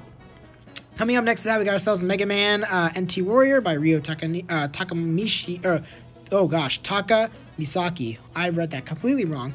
This is Volume 1. I have not read this, but I will at some point because Mega Man's cool. And up next to that, we got ourselves Mission Yozakura Family. That's Volumes 1 through 3 by Hitsuji Gondaira. Cool series. It's coming out now. Really enjoyable shonen series. Follows the story about this kid here, whose childhood friend he ends up finding out is like basically the leader of a spy family, so he has to now join this family in order to protect her. And yeah, it's a weird premise, and it's got some interesting stuff that happens. But I've been enjoying it. I don't know, I think it's fun, and I'm excited for the next volume. Coming up next to that, we got ourselves Mob Psycho 100, banger. Amazing anime, decent manga series. I actually don't like the manga as much as the anime, and that's just because I'm having a hard time enjoying one's quirky, kind of bad art style. I know some people find it really charming. I am not one of those people, but I also started with the anime, so, you know, I'm kind of biased there, but it is still enjoyable, and Mob Psycho, of course, is just a fantastic story about our little boy here, Mob, as he grows as a child, or as a boy, turning into a man, or whatever you want to call it. But basically, it's about his, like, growth as a human being and learning how to confront his inner demons and a variety of other things. But yeah, it's an awesome series. I love it a lot. Next to that, we got the spin-off series Mob Psycho 100 Reagan, the man with the level 131 max spirit power, also by one. I have not read this, but I have it, so I will read it at some point. Next to that, we got ourselves Monkey. Hi, Volume 1 by Shouko Akira. I have not read this yet, so I don't have an opinion. And same with Mugen Spiral, Volumes 1 and 2. I think this is the whole series by Mizuho Kusanagi, who is the same manga behind Yona of the Dawn. Next to that, we got ourselves My Special One, Volume 1 by Momoko Koda, who is the same mangaka behind, why did I do that? Why did I bring this up? No Longer Heroine.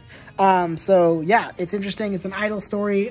Basically, this girl who's like, I can't fall in love with boys. And then she ends up falling in love with an idol. So, yeehaw. That's it. It's fun. Next to that, we got ourselves Night of the Living Cat, Volumes 1 and 2. This is a fun series by Hawkman and Mecha Roots. Basically, it's a horror comedy series about this, like, apocalypse happens where, like, the cats, if a cat touches you and they have this virus, you turn into a cat yourself. So, yeah, it's bonkers. It's weird, but it's fun. I like it. It's very enjoyable. I can't wait for more. Also, don't know why I had such a hard time when Momoka Koda's other work is literally right here. No Longer Heroine, volumes 1 and 2. There it is. It's pretty good. It's fun. Fun little shoujo series. It's kind of wacky, but what can I say? Next to that, we got ourselves No Need for Tenchi Volume 1 by Hitoshi Okuda. I've not read this yet, but it's cool to find it, so yeah, probably will be reading it at some time soon. And then coming over here to the bottom, we got ourselves Okoshi. This is the, oh gosh, Hiroki Samura. This is like, I guess this is like a short story collection series. Same mangaka behind Wave Listen to Me and Blade of the Immortal. So it's just cool to have. I have not read it yet, but yeah, it's just neato. Coming up next to that, we got Oshi no Ko, Volume 1. Absolute bonkers series. Was not expecting what I read. But if you want to just see some crazy stuff happen, I would say give this a shot. Coming up next to that, we got ourselves Phantom Thief Jian, Volume 1 by Arina Tanamura. Another series I have not read yet, so I don't have an opinion on. Same with Please Save My Earth by Saki Hiwatari. Two series that I will have to read at some point in the future, but have not yet. Next to that, we got ourselves Bortus by Jun Abe. Yeah, it's a fun one. It's not my favorite, but I did enjoy some of the art and stuff. Very spooky, very creepy. Next to that, we got ourselves Rosario Plus Vampire by Akihisa Ikeda. Yeah, just a harem series following this kid who is human, ends up going to a school full of monsters. And yeah, it's about the little hijinks and stuff. So yeah, it's fun. Next to that, have one volume of Rurouni Kenshin, Volume 11 by Nobuhiro Watsuki. Next to that, Special A, Volumes 1 through 6 by Maki Minami. Super fun, super funny series. Maki Minami is absolutely hilarious, and yeah, I don't know, I just like her work a lot. Really good at writing comedy stuff, so what can I say? Next to that, we got ourselves Sakuran by Miyoku Ano. Have not read this, I don't have an opinion on it. And coming up next to that, we have Sand Chronicles, Volumes 1 through 4 by Hinako Ashihara. If you want a super depressing shoujo series, I'd say give this a shot. Just get ready, it's going to be sad. And I'm going to straighten myself up because I was lying on the ground, because I am on the ground. Next to that, we got Shoha Shoten. This is another Takashi Obata series. This has been one of my favorites. One of the series I was really excited for. This is by Akinari Asakura and Takashi Obata. Yeah, follows the story about this comedy duo as they proceed to try to become famous comedians. And yeah, it's enjoyable. I love it. I'm super happy it's here in English. And yeah, that's all I gotta say much.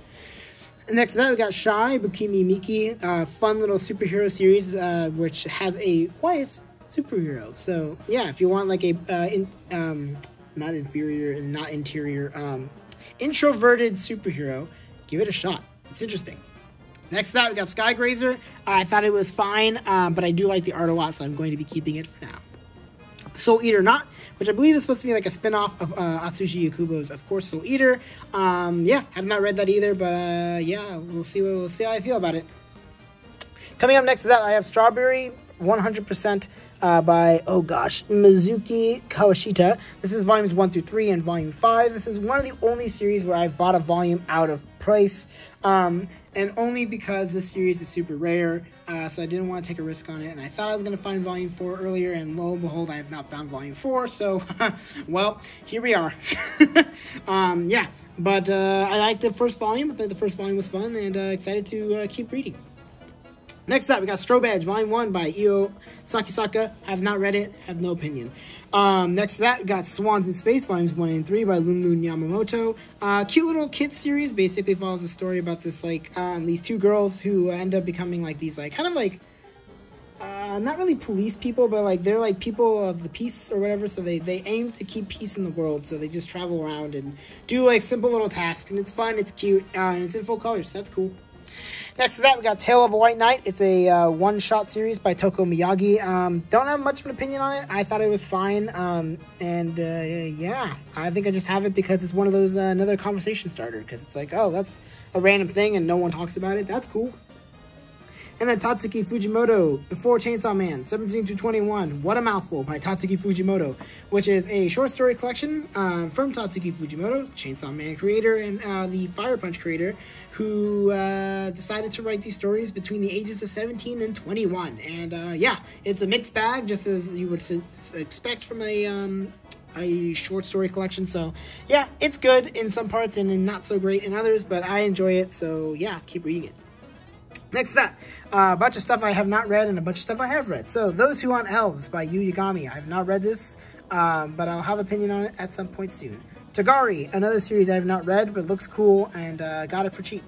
Next to that, got Tokyo Aliens, Volume 1 by Naoe. This was a really fun series from what I remember, but finding Volume 2 has proven to be very difficult. But the art is really good and the action is really good. So yeah, if you want a cool little action manga, give it a shot. Next to that, Cheering After the Apocalypse hit me right in the what I needed at the time, Sakai Saito.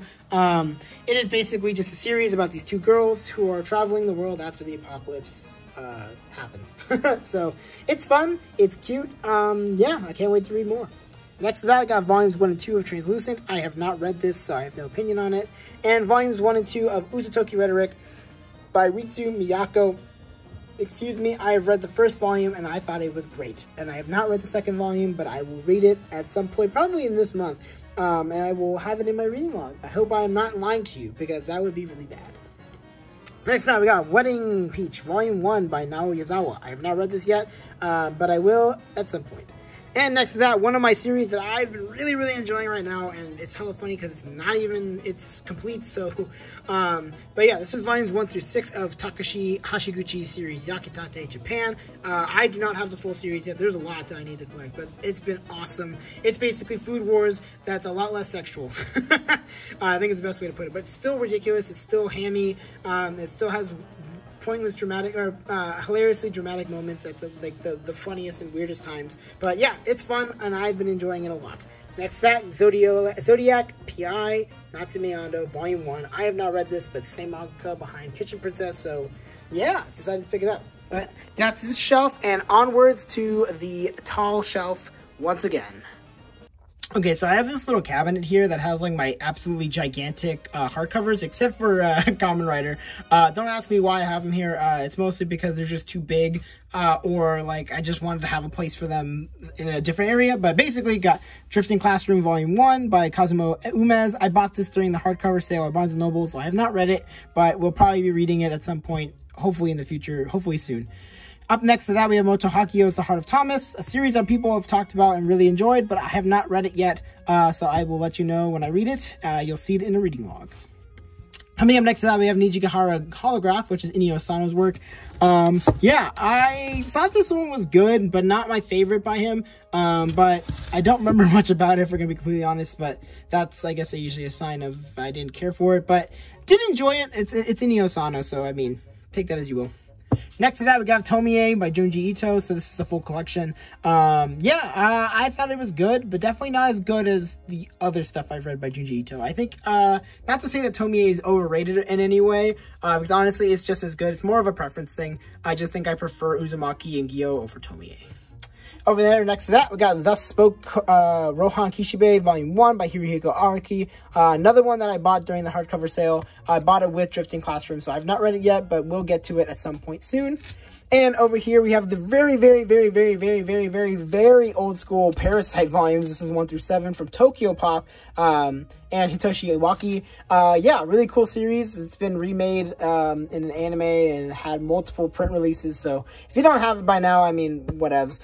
Because clearly I don't have it. I just have these because a family friend of mine gave it to me, actually. So I've just been holding on to it for a while now. But yeah, cool to have them. And yeah, that's this section. Okay, so the first of my taller volumes, aka like the volumes that don't fit in my big bookcases, so I have them in different bookcases to make it easier for myself. If you're wondering what these are over here, those are my fiance's volumes, so I'm not going to be showing her collection, but just know she's got some great stuff. But starting here, we got ourselves Aka 13, Volume 1 by Natsume Ono. I have not read this, but a lot of people say it's really good, and I really like Natsume Ono, so I picked up the first volume, and we'll probably be reading it at some point soon. Coming up next to that, we have ourselves After School Charisma. This is volumes 1 through 7 by Kumiko Suekane. I have not finished this series, and I've not read it in a long time. But basically, it's like Clone High, but sadder and edgier. If you know what Clone High is. But basically, like, there's this school that has a bunch of clones of a variety of people throughout history. And yeah, so they're trying to basically recreate all these amazing people and save the world, I guess, or just like make better people so they can create a stronger society or some crap like that. So I haven't read it in a long time, and I think I'm up to volume 5. I got 6 and 7 as of like a couple years ago, but I stopped collecting it. But we'll probably read it at some point soon, eventually again. So we'll see. Coming up next to that, we have ourselves, again, volumes 1 through 10 by Mitsuru Kubo. This series is awesome, and I have to finish it. I'm missing, I think, 2 volumes. But it's this really great series where basically this guy goes throughout all of high school, not really doing anything, keeping it to himself, and then he accidentally basically brings him and another person into the past because he, like, falls down these stairs and wakes up, and it's the first year of high school all over again. So yeah, it's about that. And basically trying to reconcile / redo his high school career and see if he can make life better. And it's cool, it's fun, it's interesting, thought-provoking, hilarious at so many different points. I really do enjoy it. Coming up next to that, we have ourselves Alice in Borderland. This is volumes 1 through 4 by Haro Aso. Another awesome series where basically they get taken to this other world and they have to participate in these deadly games. Super fun, super crazy. Yeah, very exciting. A lot of heart-wrenching moments too. It has a very, very good live-action show, so if you like live-action stuff, give it a shot. I think the live-action show, it does a really good job of translating this really, really good manga series. Coming up next to that, we have ourselves All My Darling Daughters by Fumi Yoshinaga, which is this really beautiful, I wouldn't say it's really a short story collection, but basically it's like a story collection following the story of this mother and her daughter, and yeah, it's just really beautiful. There's a lot of amazing stories that come out of it, and some weird ones, to say the least, but really great. I don't know, I just really enjoyed it, and I'm really happy I have it. Coming up next to that, we have ourselves All You Need Is Kill. That's by Hiroshi Sakurazaka, Ryosuke Takeuchi, Yoshitoshi Abe, and Takashi Obata, the reason why I have it. And yeah, I think this is what The Edge of Tomorrow, that movie with, I think it's Tom Cruise, is based off of, where this person is basically reliving his last day, basically, over and over again. So he has to figure out how to get out of this time loop in order to continue life. So yeah, it's cool, it's interesting, and of course the visuals are great because Takashi Obata, yeehaw. Coming up to that, we have Atom Cat by Osamu Tezuka. I don't know what this is, I just thought it was really bizarre because it's basically Astro Boy, but he's a cat now. Don't know anything about it, it just looked cute and I got it for cheap, so yeah, that's cool. And next to that, we got ourselves Baby Bear's Bakery by Kamen Totsu. This is part 1. It's from Denpa, and yeah, it's a really great series. I just really enjoy it. Basically, it's about a baby bear who runs a bakery, and they're cute little stories with another people around the world, or not around the world, but basically around his bakery and city. And yeah, it's just fun. It's cute. It's a 4-coma, so if you like that kind of stuff, it's yeah, right up your alley. Like it a lot. Coming up next to that, we have ourselves Bakuman Wrong series. This is Barakamon volumes 1 through 4 by Satsuki Yoshino, and over here we have volumes 5 and 6. Yeah, I have not read this yet because I picked this up because I've read their other series that I really enjoyed, and I'm blanking, Yoshino Zuikara, which is just a really fun 3-volume series, which I'll talk about later because obviously this is in alphabetical order, so it'll be much later, but yeah. Was really enjoying this one. Really enjoying Yoshino Zuikara, and I've always heard Barakamon is really good. So probably we'll be reading this hopefully soon once the reprints are done. Coming up next to that, we got ourselves Black Lagoon, Volume 1 by Rei Hiroe. Yeah, I read this first volume a couple months ago, and I thought it was super awesome and crazy, ridiculous, and just an overall great time. So definitely will be picking this up and trying to catch up because I'm very behind. I only have the first volume here. So yeah. When we get to it, I'll get to it. And coming up next to that, I've got ourselves Black Magic. This is by Shiro Masamune. I believe this is the creator of Ghost in the Shell, if I remember correctly. Let me just verify. I believe this is them. Yeah, found this for also very cheap. Managed to find a lot of series for very cheap, but it looks really cool, so can't wait to get into it at some point soon. Coming up next to that, we have ourselves Blank Canvas, my so-called artist journey. This is Akiko Higashimura's 5-volume series. It's a, why am I blanking? An autobiographical series. It's really pretty. It's really, really interesting, honestly. And it's just like very sad. But there is a sense of hope for the future, which is really cool. And yeah, it's just an interesting look at a person who grows from like someone who's very haughty, very much like thinks about themselves only, and as she grows throughout college and into adulthood. Yeah, this is a really beautiful series. I really enjoyed it. Up next, we got ourselves Blitz. This is by Harumo Sanozaki, Cedric Biscay, and Daitaro Nishihara. So this is a chess manga following the story about this kid who basically tries to join the chess club because the girl he likes is part of the chess club, and it's about his wacky story as he proceeds to join the world of chess. It's interesting, it's weird, and yeah, there's the ghost of our boy Gary Kasparov, but I can't wait to read more of it. Honestly, it was really fun. Coming up next to that, we have ourselves volumes 1 through 8 of Blue Flag. This is the entire series by Kaito. Very beautiful series about I'll say a love triangle at first, where a guy likes a girl, but this girl likes the guy, and this guy is best friends with the first guy. And then add in a bunch of other stuff and drama, and yeah, just some really thought-provoking conversations are had in this. Poignant, I think, is another word I would use to explain it. I think it ends very well. I know a lot of people really do not like the ending, and I don't see it as bad. I just find it to be risky in my opinion, but I really enjoyed the ending. So yeah, really love this series, and just like, look at these covers. These covers are gorgeous, just saying. So yeah, give it a shot if you like yourself a little rom-com. Coming up next to that, we have ourselves Blue Lock, Volumes 1 and 2. This is by, Muneyuki Kaneshiro and Yusuke Nomura. So, I've only read the first 2 volumes, and this was absolutely bonkers. This is basically like Prince of Tennis if you put a lot of anger in it, is the best way to put it. So, if you want a ridiculous soccer or football manga, give it a shot, because it is crazy. Coming up next to that, one of my favorite series that's currently releasing in English. This is Blue Periods, Volumes 1 through 12. So I'm currently caught up by Tsubasa Yamaguchi.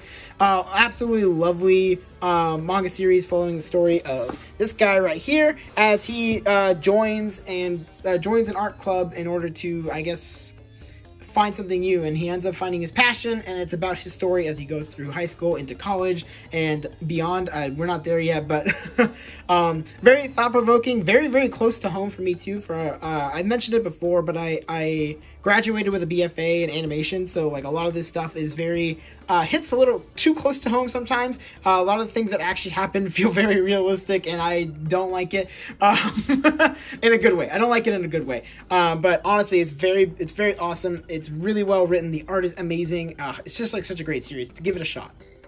Up there, next to that, we have ourselves Suge Taro's Boat Life. This is Volume 1. I don't know if there's going to be a second volume. I believe there is, but yeah, it's basically a semi-autobiographical work about Suge Taro's life. And yeah, the story follows his character as he buys a boat to go live on it, as the name suggests. But has a lot of really well thought out, and just it's really well written. A lot of interesting topics about growing old and finding your passion in life later in life.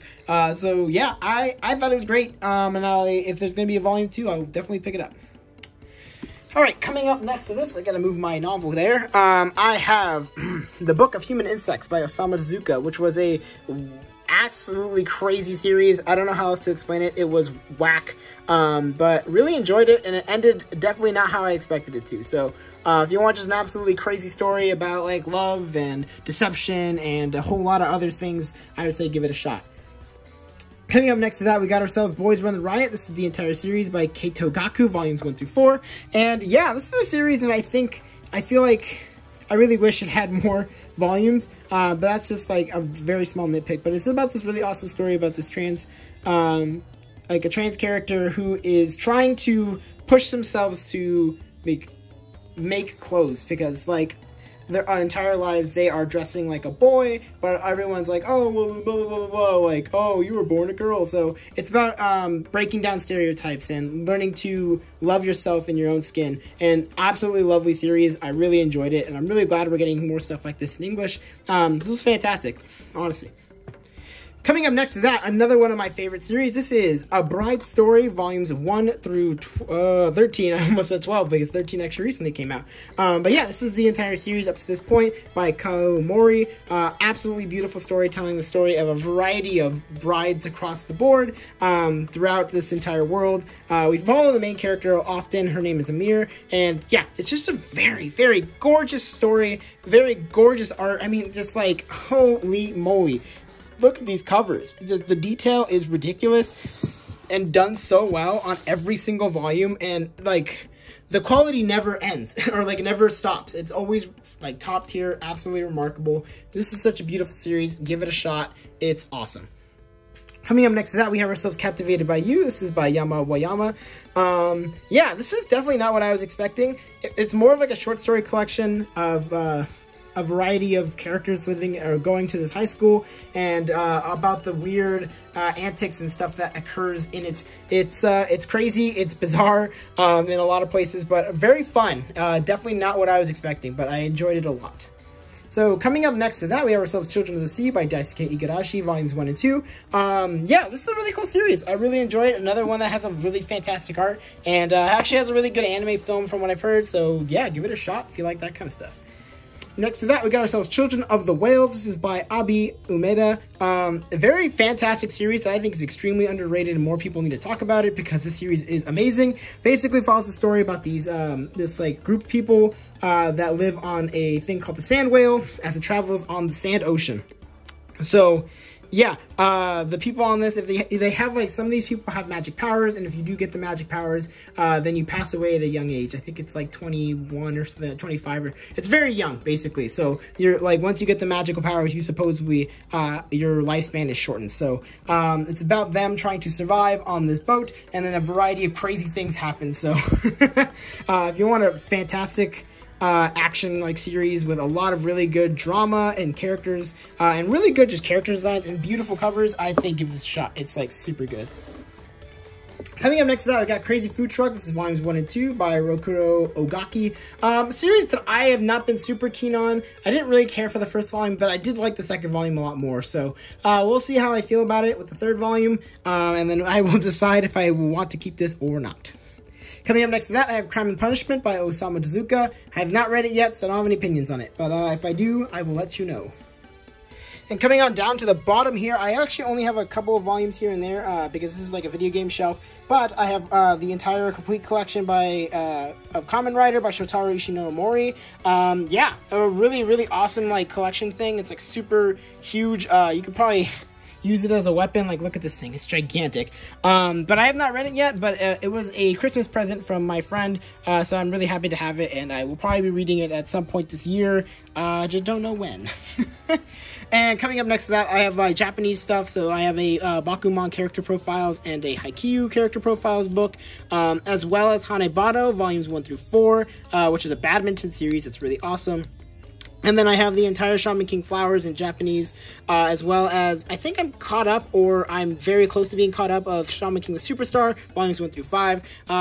This was before, I got these before they announced that Shaman King Flowers was getting a physical release, so hallelujah, I'll be getting it when it comes out. But really great to have these when I bought them a long time ago, so yeah, exciting.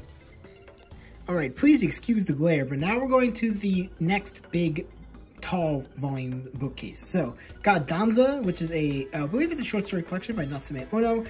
Really cool to have this. I love Natsume Ono work, as you'll see as we proceed through this bookcase here. But yeah, I don't think I've read this. Yeah, I'm pretty sure I have not read this, but it looks cute. We'll have to at some point. Coming up next to that, we have Inyo Asano's Dead Dead Demons DDD Destruction. This is volumes 1 through 11. The series is almost done, and I'm very sad about it, but this is a really awesome series. Basically, following the story about these girls who are all friends, and yeah, the world's about to end. That's the best way to put it, in a nice way, but yeah, this is a great series. It's very enjoyable. I love it. And a lot of other people really love it, so it's a good time to go check it out if you have not already. Next to that, we have Death Note Other Stories by Tsukumi Oba and Takashi Obata. Basically, just like some spin-off stories about Death Note and the events that occur after the original story. So it's cool. It's cool to have it. I'm not like anything super crazy about it, but yeah, it's just more Death Note. So if you like Death Note, go check it out. Next to that, we have Detroit Metal City, which I have not read yet. I actually picked this up from a Savers, which is like basically another kind of Goodwill, and it looked interesting. It's not really my thing in terms of series I would typically read, but we'll see. Maybe I'll give it a shot and I love it. Who knows? Coming up next to that, we have the first volume of Dinosaur Sanctuary, which I showed earlier, volume 2. But yeah, this is a really cute little series where this girl who is like a big fan of dinosaurs ends up starting to work at a dinosaur sanctuary, as the name suggests. In this world, it's basically Jurassic Park without all the murder and blood. But it's cool. I like it. Honestly, it's very enjoyable. It's the story's nothing too crazy, but it's fun, and the characters are nice. So, yee, that's great. Next to that, we got ourselves Downfall by Inio Asano, which is a one-shot series, or whatever you want to call it, one-volume series basically about this guy who is like really downtrodden by a variety of things, but basically like his life has kind of hit a very low point, and it's about his story, and yeah, it's depressing. It's really sad. It's probably one of his most sad stories, I would say, but yeah, it's cool to have, and that's all I can really say about it.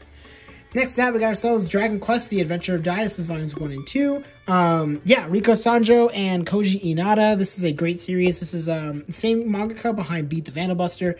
Awesome shonen series. Give it a shot. Super cool. Next to that, I got Emanon, volumes 1 through 3, with a volume 4 coming out sometime, I believe. I think it's later this year. Super exciting, but really cool to have this. This is a series that Manga Crash really likes, and he's the one who got me into it, so gotta give him props when it's due. But yeah, this series is super amazing. Basically follows a story about this girl here on the front who calls herself Emanon, which is just no name spelled backwards. And yeah, she supposedly has the ability to know all the things that she has lived through past lives. And it's about her story throughout this entire thing. And yeah, it's interesting. It gives a perspective of a character who supposedly has all the knowledge in the world.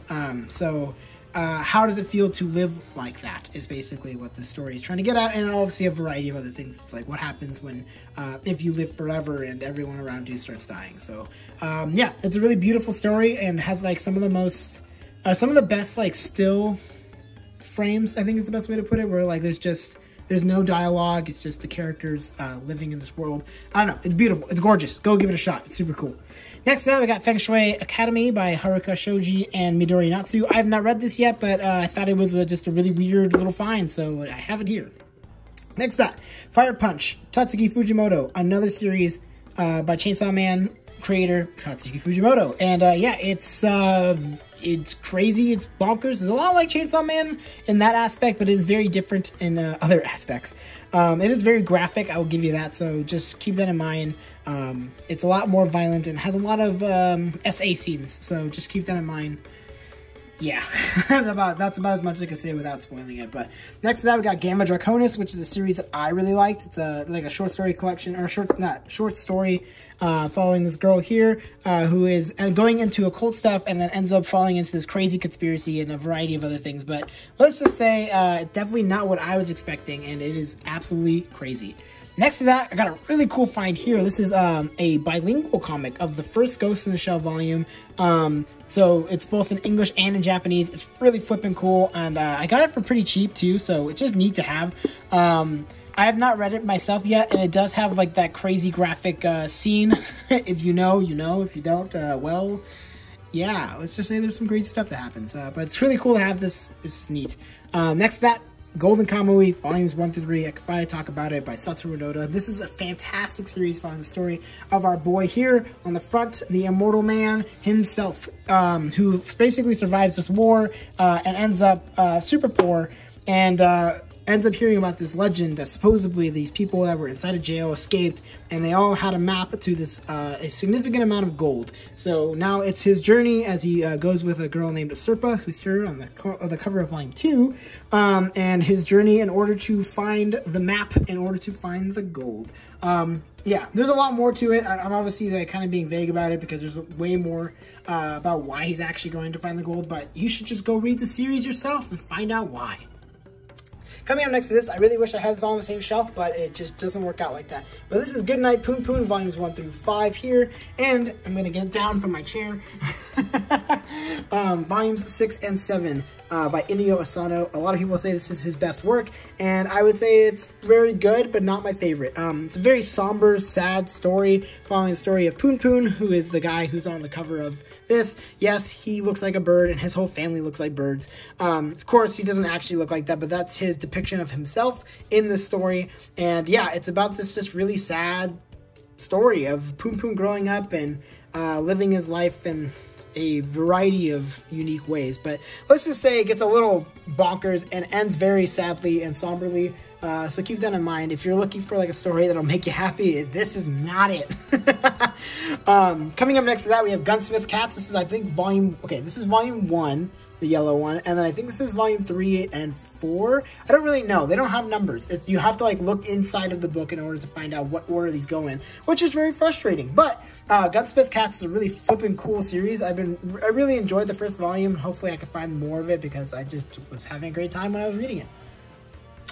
Next to that, I have Guyabano Holiday by Papania. I have not read this yet, but this is the same mangaka behind An Invitation from a Invitation from a Crab, which you will see later, that I really enjoyed. So hopefully I enjoy this just as much.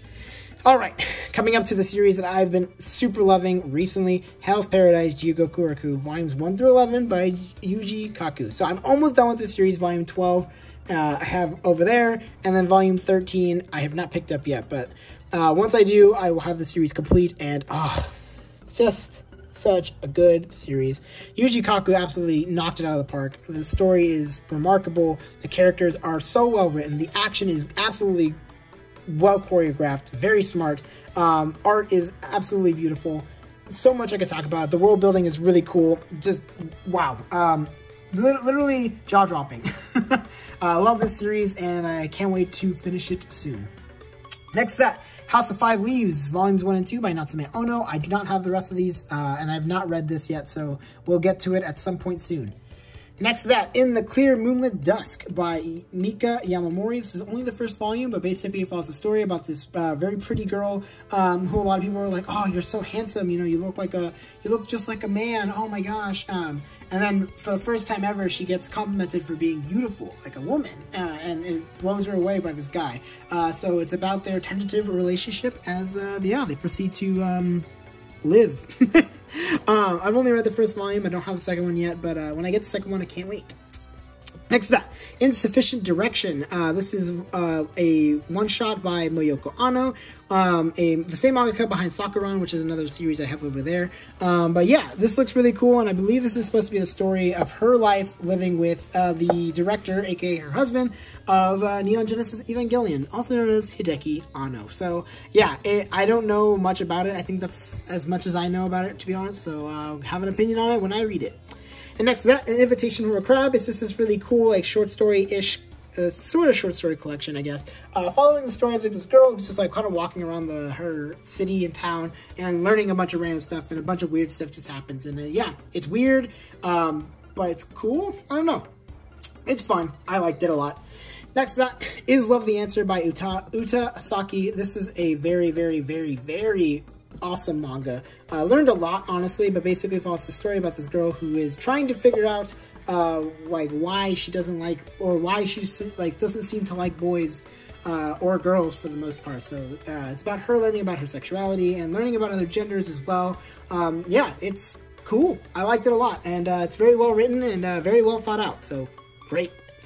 Next to that, we have Ishinomori's Japan Incorporated. So this is a weird one. I have a lot of very weird oddities in my collection, but this is the introduction to Japanese economics by the mangaka Shotaro Ishinomori, who, if you saw earlier, is the same mangaka behind the Kamen Rider manga series and a variety of other stuff. But this is just a very bizarre thing that I own. Got it for $1, and it was published by UC Berkeley.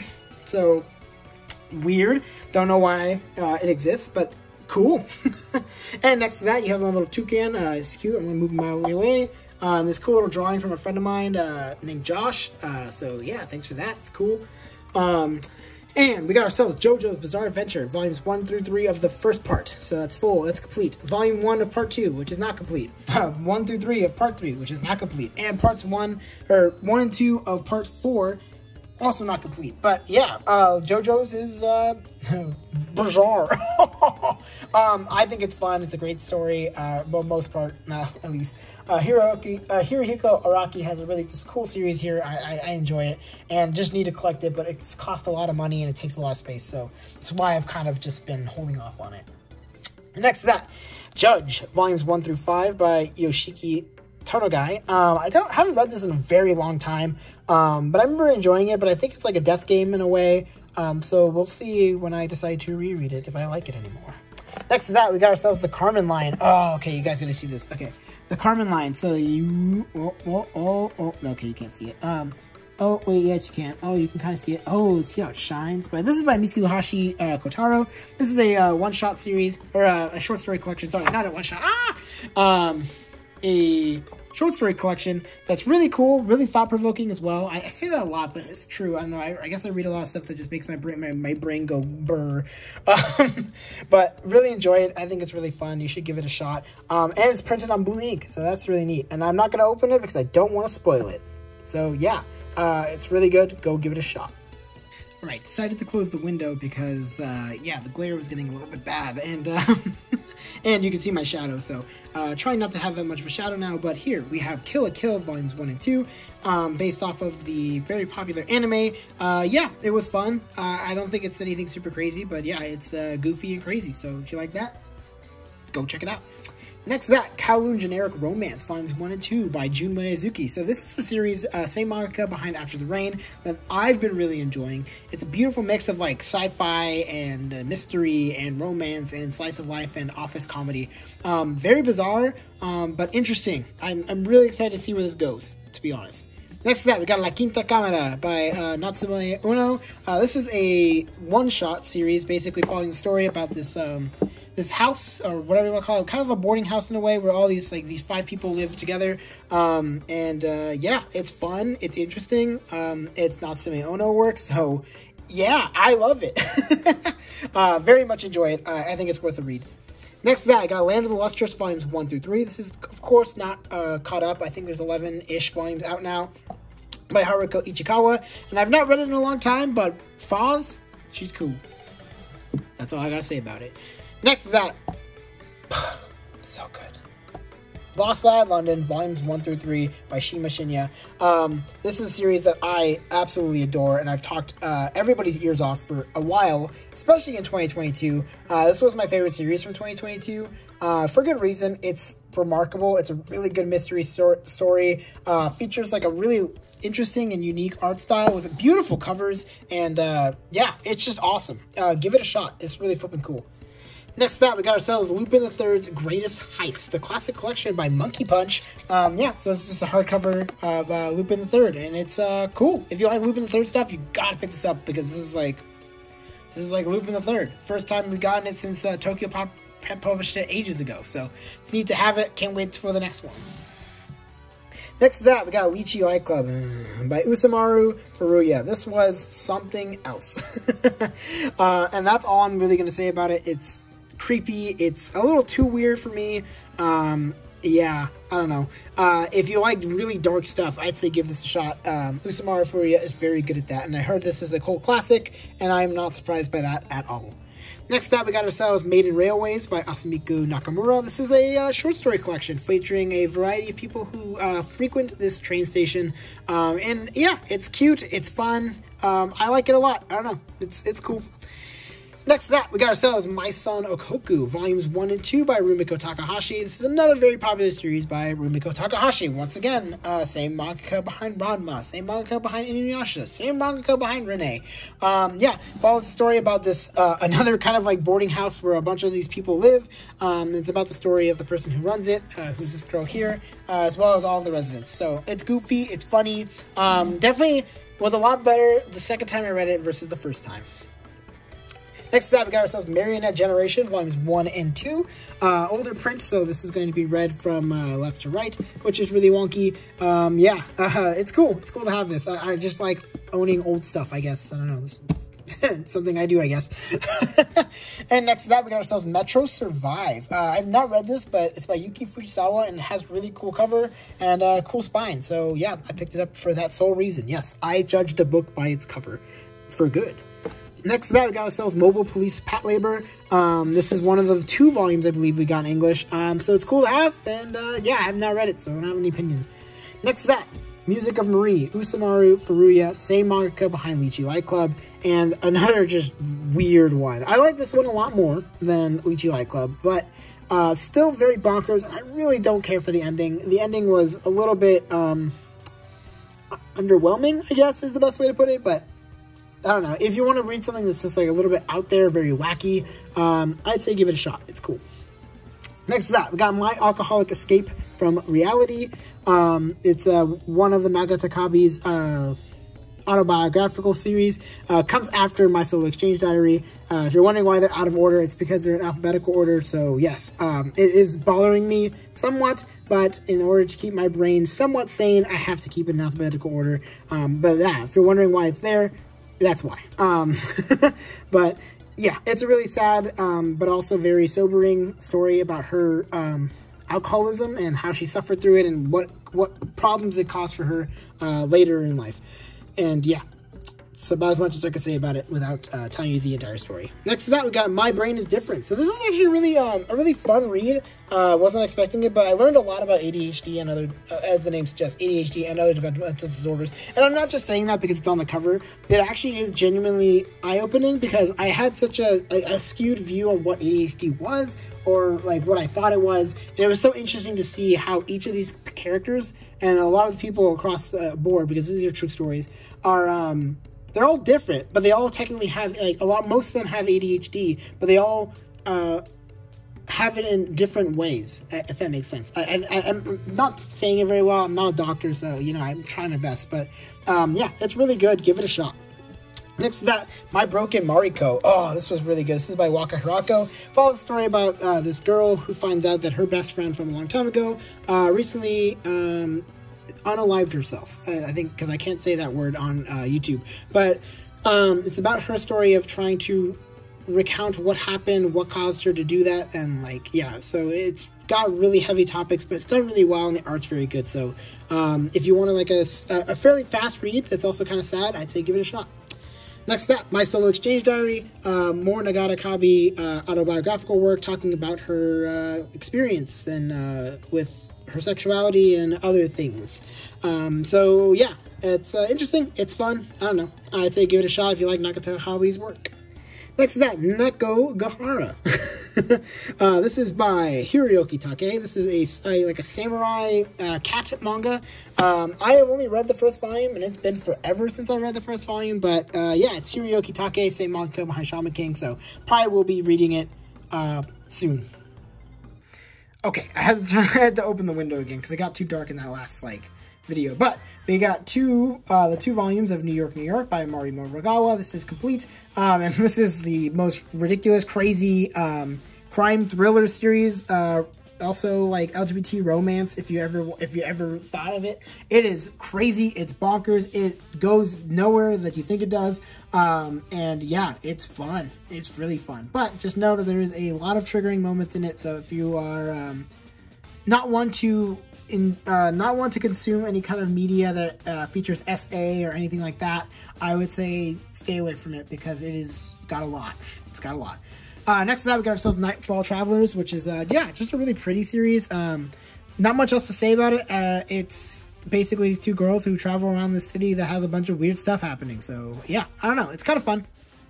Next to that, we got number 5 by Taiyo Matsumoto. This is volume 1. All I have is volume 1. I know there's 4 volumes, I think. But yeah, I really like this first volume. I just like Taiyo Matsumoto's, like, unique style. And, yeah, it's pretty cool. Give it a shot. Next to that, volumes 1 through 8 of Oh Maidens in Your Savage Season. This is by Mari Okada and Nao Omoto. Nao Omoto strikes again in my collection. Yeah, this is basically a story about a bunch of girls who join this club for reading and then end up discussing sex in a nutshell. So, like, it's interesting, it's unique, it's thought-provoking to see how these girls go about how they want to experience or what they think about said things. So yeah, it's cool. I liked it a lot. Next to that, we got ourselves the classic Oshinbo. I have the Japanese cuisine and sake versions. There's quite a few of these. I only have these two, and I've not read it, but basically it features like a bunch of food from Japan, and that's as much as I know about it. And next to that, we got Satoshi Kon's Opus. This is a series that,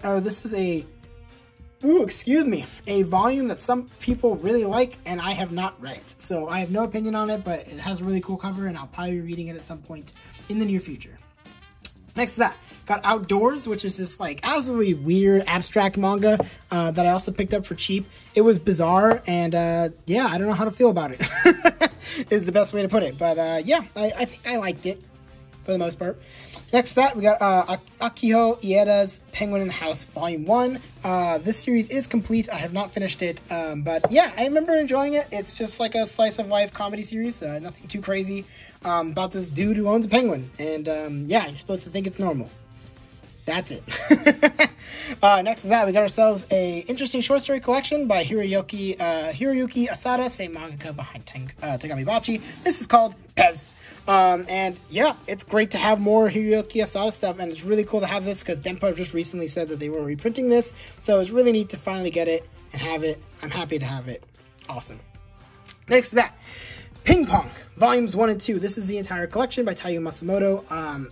Super flippin' cool. Honestly, I love this because it was the perfect mix of sports and drama, and in a good way though, because like it features the sport significantly, but it also talks about like a variety of things of like, oh, like what are your like expectations for somebody, and like what if you're like considered like a prodigy but you really don't enjoy doing it, like so it's interesting, it's thought-provoking, it's really fun, and oh man, it's just such a good read. I heard the anime is fantastic, and I have the Blu-ray for it, and I feel really bad that I haven't watched it yet, but I will get to it, I promise. Next to that, things I have not read. This is Pink by Kyoko Okazaki.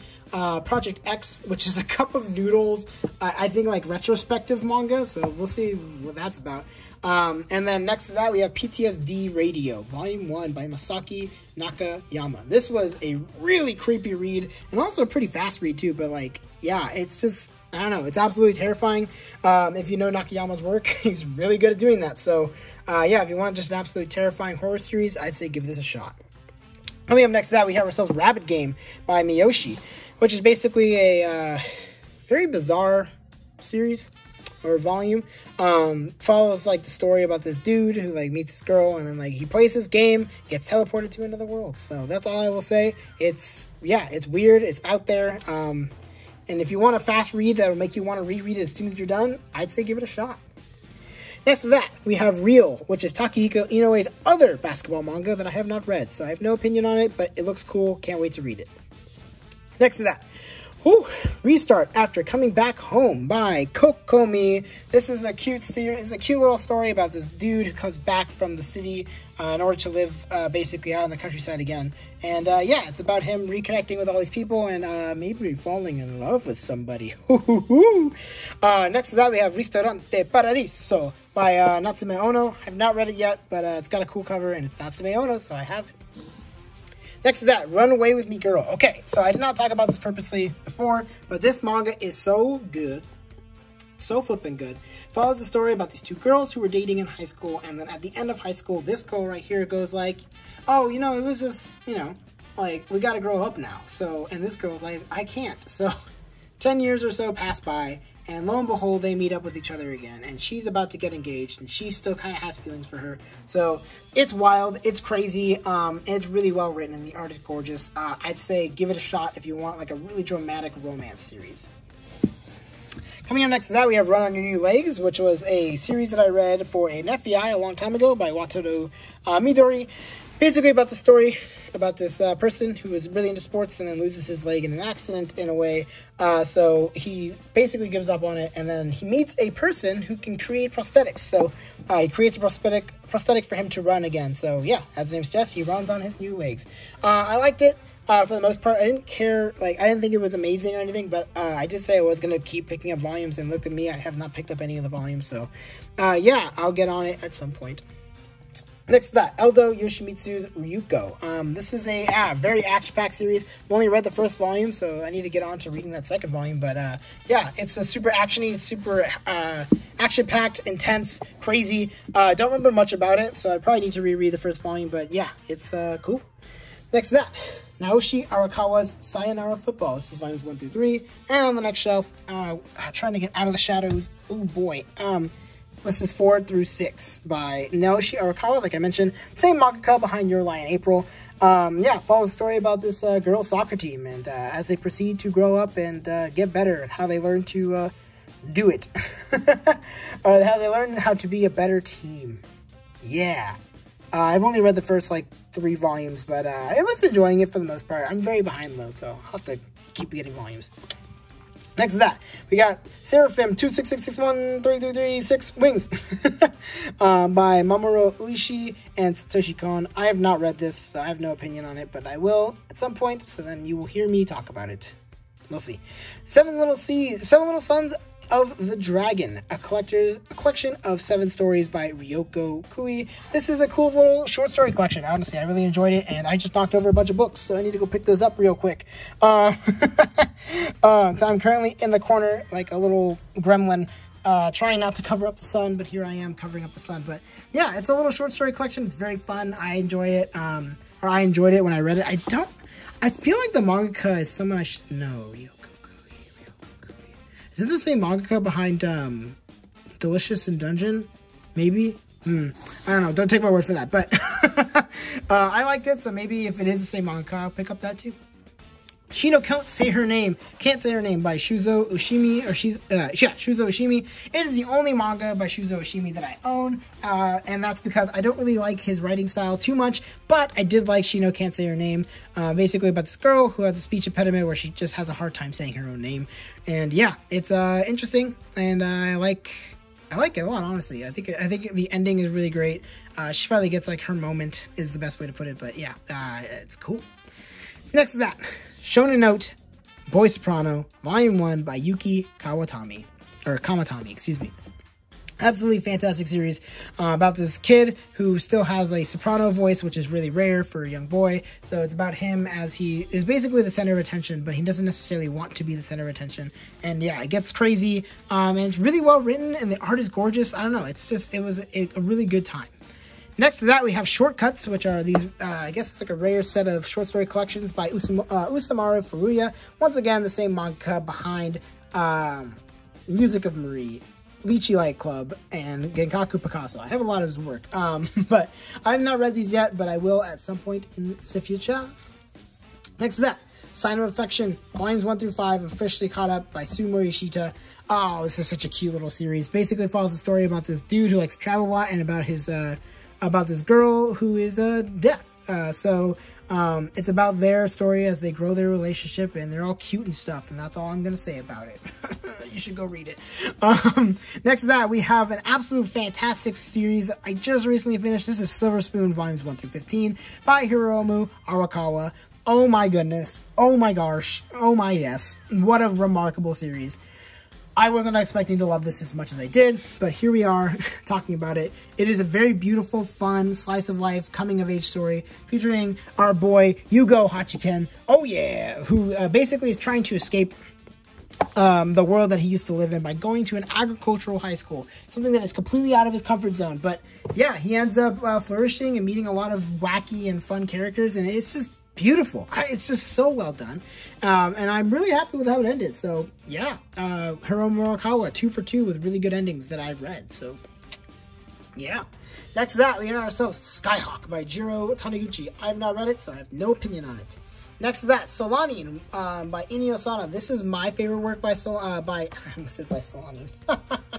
by Inio Asano. Absolutely remarkable one-shot featuring this girl who's going through, let's just say a lot, as she's become an adult, and she's learning that she does not want to be where she is. So it's about her trying to grow out of that, and it's beautiful. It'll make you sad, it'll make you cry maybe, but yeah, beautiful. Next to that, we got Here Comes Speed Racer, he's a demon on wheels. So yeah, that's one volume of Speed Racer. It's exactly what you expect. It's bonkers. Whew. Next to that, we got Street Fighter Gaiden by Mami Itoo. I have not read these yet, but yeah, these are the 2 volumes, so cool. Next to that, Summertime Rendering. This is a series that I need to finish as soon as possible, and I have 4 volumes to go, but that's by Yasuki Tanaka. Follows a story about this dude who comes back to the island that he used to live on, and something just isn't quite right. And that's all I'm going to say about it. But next to that, Tesoro by Natsume Ono, another short story collection by her. Yeah, it's cute, and I liked it a lot. Next to that, Time Killers by Kazue Kato. This is a short story collection by the Blue Exorcist creator, and it's remarkable, and it's wonderful, and you should go check it out right now. Same with Blue Exorcist. Do it. Do it now. Okay. Coming into the last shelf, we are almost done with this video, boys and girls and non-binaries. All right, here we go. We got Tokyo Revengers volumes 1, 2, 3, 4. There are 2 omnibuses. I am not caught up, but this series is really flipping awesome and just very enjoyable, honestly. I really like it more than I was expecting to, and I don't know when it's gonna get bad because everyone and their mothers was like had to chime in about how bad this certain part is or how bad the ending was. So we'll get there when we get there. But next to that, we got Under Ninja. This is a really cool action series. Very comedic. It's by the same creator as I Am a Hero, I believe is what it's called. So yeah, give it a shot if you like action stuff. Next to that, we have Wand Dance. Oh, Wand Dance. Wand Dance volumes 1 through 4 by Coffee. You need to read this like right now. Right now. Like my video says. You should go watch that video. That video is really good. I know I'm like shilling myself out there, but I put a lot of work into those videos, so you should go check them out. But Wand Dance is really flipping cool. I think you should give it a shot.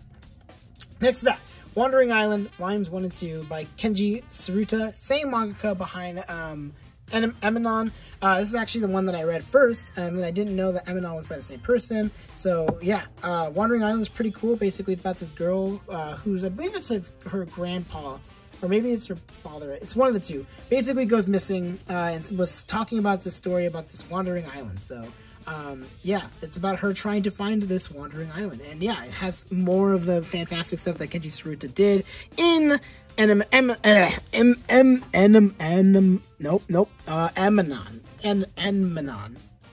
I'm not saying it right. Whatever. You know what I'm talking about. I've already talked about it. I'm having a hard time speaking. Coming up, Wave Listen to Me, volumes 1 through 6 by Hiroaki Samura. Really cool series about radio. So if you want to hear stuff about public radio, it's pretty flipping cool. It is very text heavy, so just keep that in mind. You're going to be reading a lot. Next to that, Welcome to the Ballroom by Tomo Takeuchi. I have not read this yet, but a lot of people say it's really flipping good, so I will get to it when I get to it. Next to that, What a Wonderful World, volumes 1 and 2 by Inio Asano. That's the complete series. I thought it was good when I read it. I don't remember much about it, though, so I don't know. I will have to reread it, I guess. Next to that, Witch Hat Atelier, oh baby, by Kamome Shirahama. Fantastic series. I only have volumes 1 through 5 because finding some of the other volumes has proven to be way more difficult than it needs to be. But really fantastic series. Follows the story of this girl here who ends up becoming a witch because she accidentally, let's say, traps her mother figure. And it's very sad. But it's a very beautiful series. I love it so much. And it's a series that I actually suggested to my cousin, and she's been loving it. So I'm really happy that she's loving it because I love it. Next to that, we have ourselves Witches, the complete collection. This is by Daisuke Igarashi. This is a short story collection featuring the art and stories by Daisuke Igarashi, like I said, who is the mangaka behind Children of the Sea. This is a fantastic one-shot, or whatever you want to call it, short story collection. I love this so much. It's fantastic. It's great. Basically tells a story about witches around the world and them doing things. I think that's the best way to put it without spoiling it. So give it a shot. Go check it out. Next to that, we got ourselves Wotakoi, Love is Hard for Otaku by Fujita. I only have 1 volume because my friend Kelly gave it to me, so thank you very much. I appreciate it. And I enjoyed it. It's a cute little office romance and about nerds being nerds. Next to that, we got Yakuza Fiance, Volume 1. And yeah, I said that I didn't truly like it that much, but I do find merit in certain parts, so I will probably be collecting it, and that is still true. I have not gotten the 2nd volume yet. I will at some point. Whew. Next to that, Yoshi no Zurikara. It's finally here by Satsuki Yoshino. It's the only series I've read by the mangaka, and yeah, it's about a mangaka who lives in the countryside and how he is trying to I guess, figure it out. How to become how to make another big bestseller, because he's known for having a really popular series and is struggling to come up with another series after that. So I really liked it. It's really fun, and I hope other people will check it out. Okay, next to that I have what is this? You're Under Arrest. I don't know what this is. I believe it's a spin-off, or not spin-off, but it's like a one-shot thing, but it's cool to have, and it's got old school art, so that's neat. And last but not least, we're at the end of the video just about. This is volumes 1 through 6 of Zom 100 by Hiro Aso and Kotaro Takata. Yeah, just a fun little series about these people who live in the zombie apocalypse, and it's about this guy who wants to complete 100 things off of his bucket list. So yeah, it's weird, it's bonkers. Same manga behind Alice in Borderland and Hide and Closer, so it's crazy. And I think I'm missing a couple volumes here and there because I'm lending them out to friends, but that's basically the gist of my entire collection. So yeah, we've done it. That was 2,300 volumes, or no, not 20. Yes, no, yeah, 2,300. I think it's like 20. I'll put the number somewhere on the title. You'll see it. But yeah, that's my entire collection for the most part. Oh, I forgot. Just kidding. This is the last thing I'm going to show, because this is the last thing I didn't show. This is Dragon Ball Z. This is the complete box set. I got this as a present a long time ago, and I'm really happy to have it. Yeah, it was a really fun time. Dragon Ball Z is really flipping cool, and I understand why now.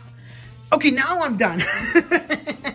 Now I've officially talked about my entire collection. That was a long video. Thank you for sticking around if you decided to make it all the way to the end.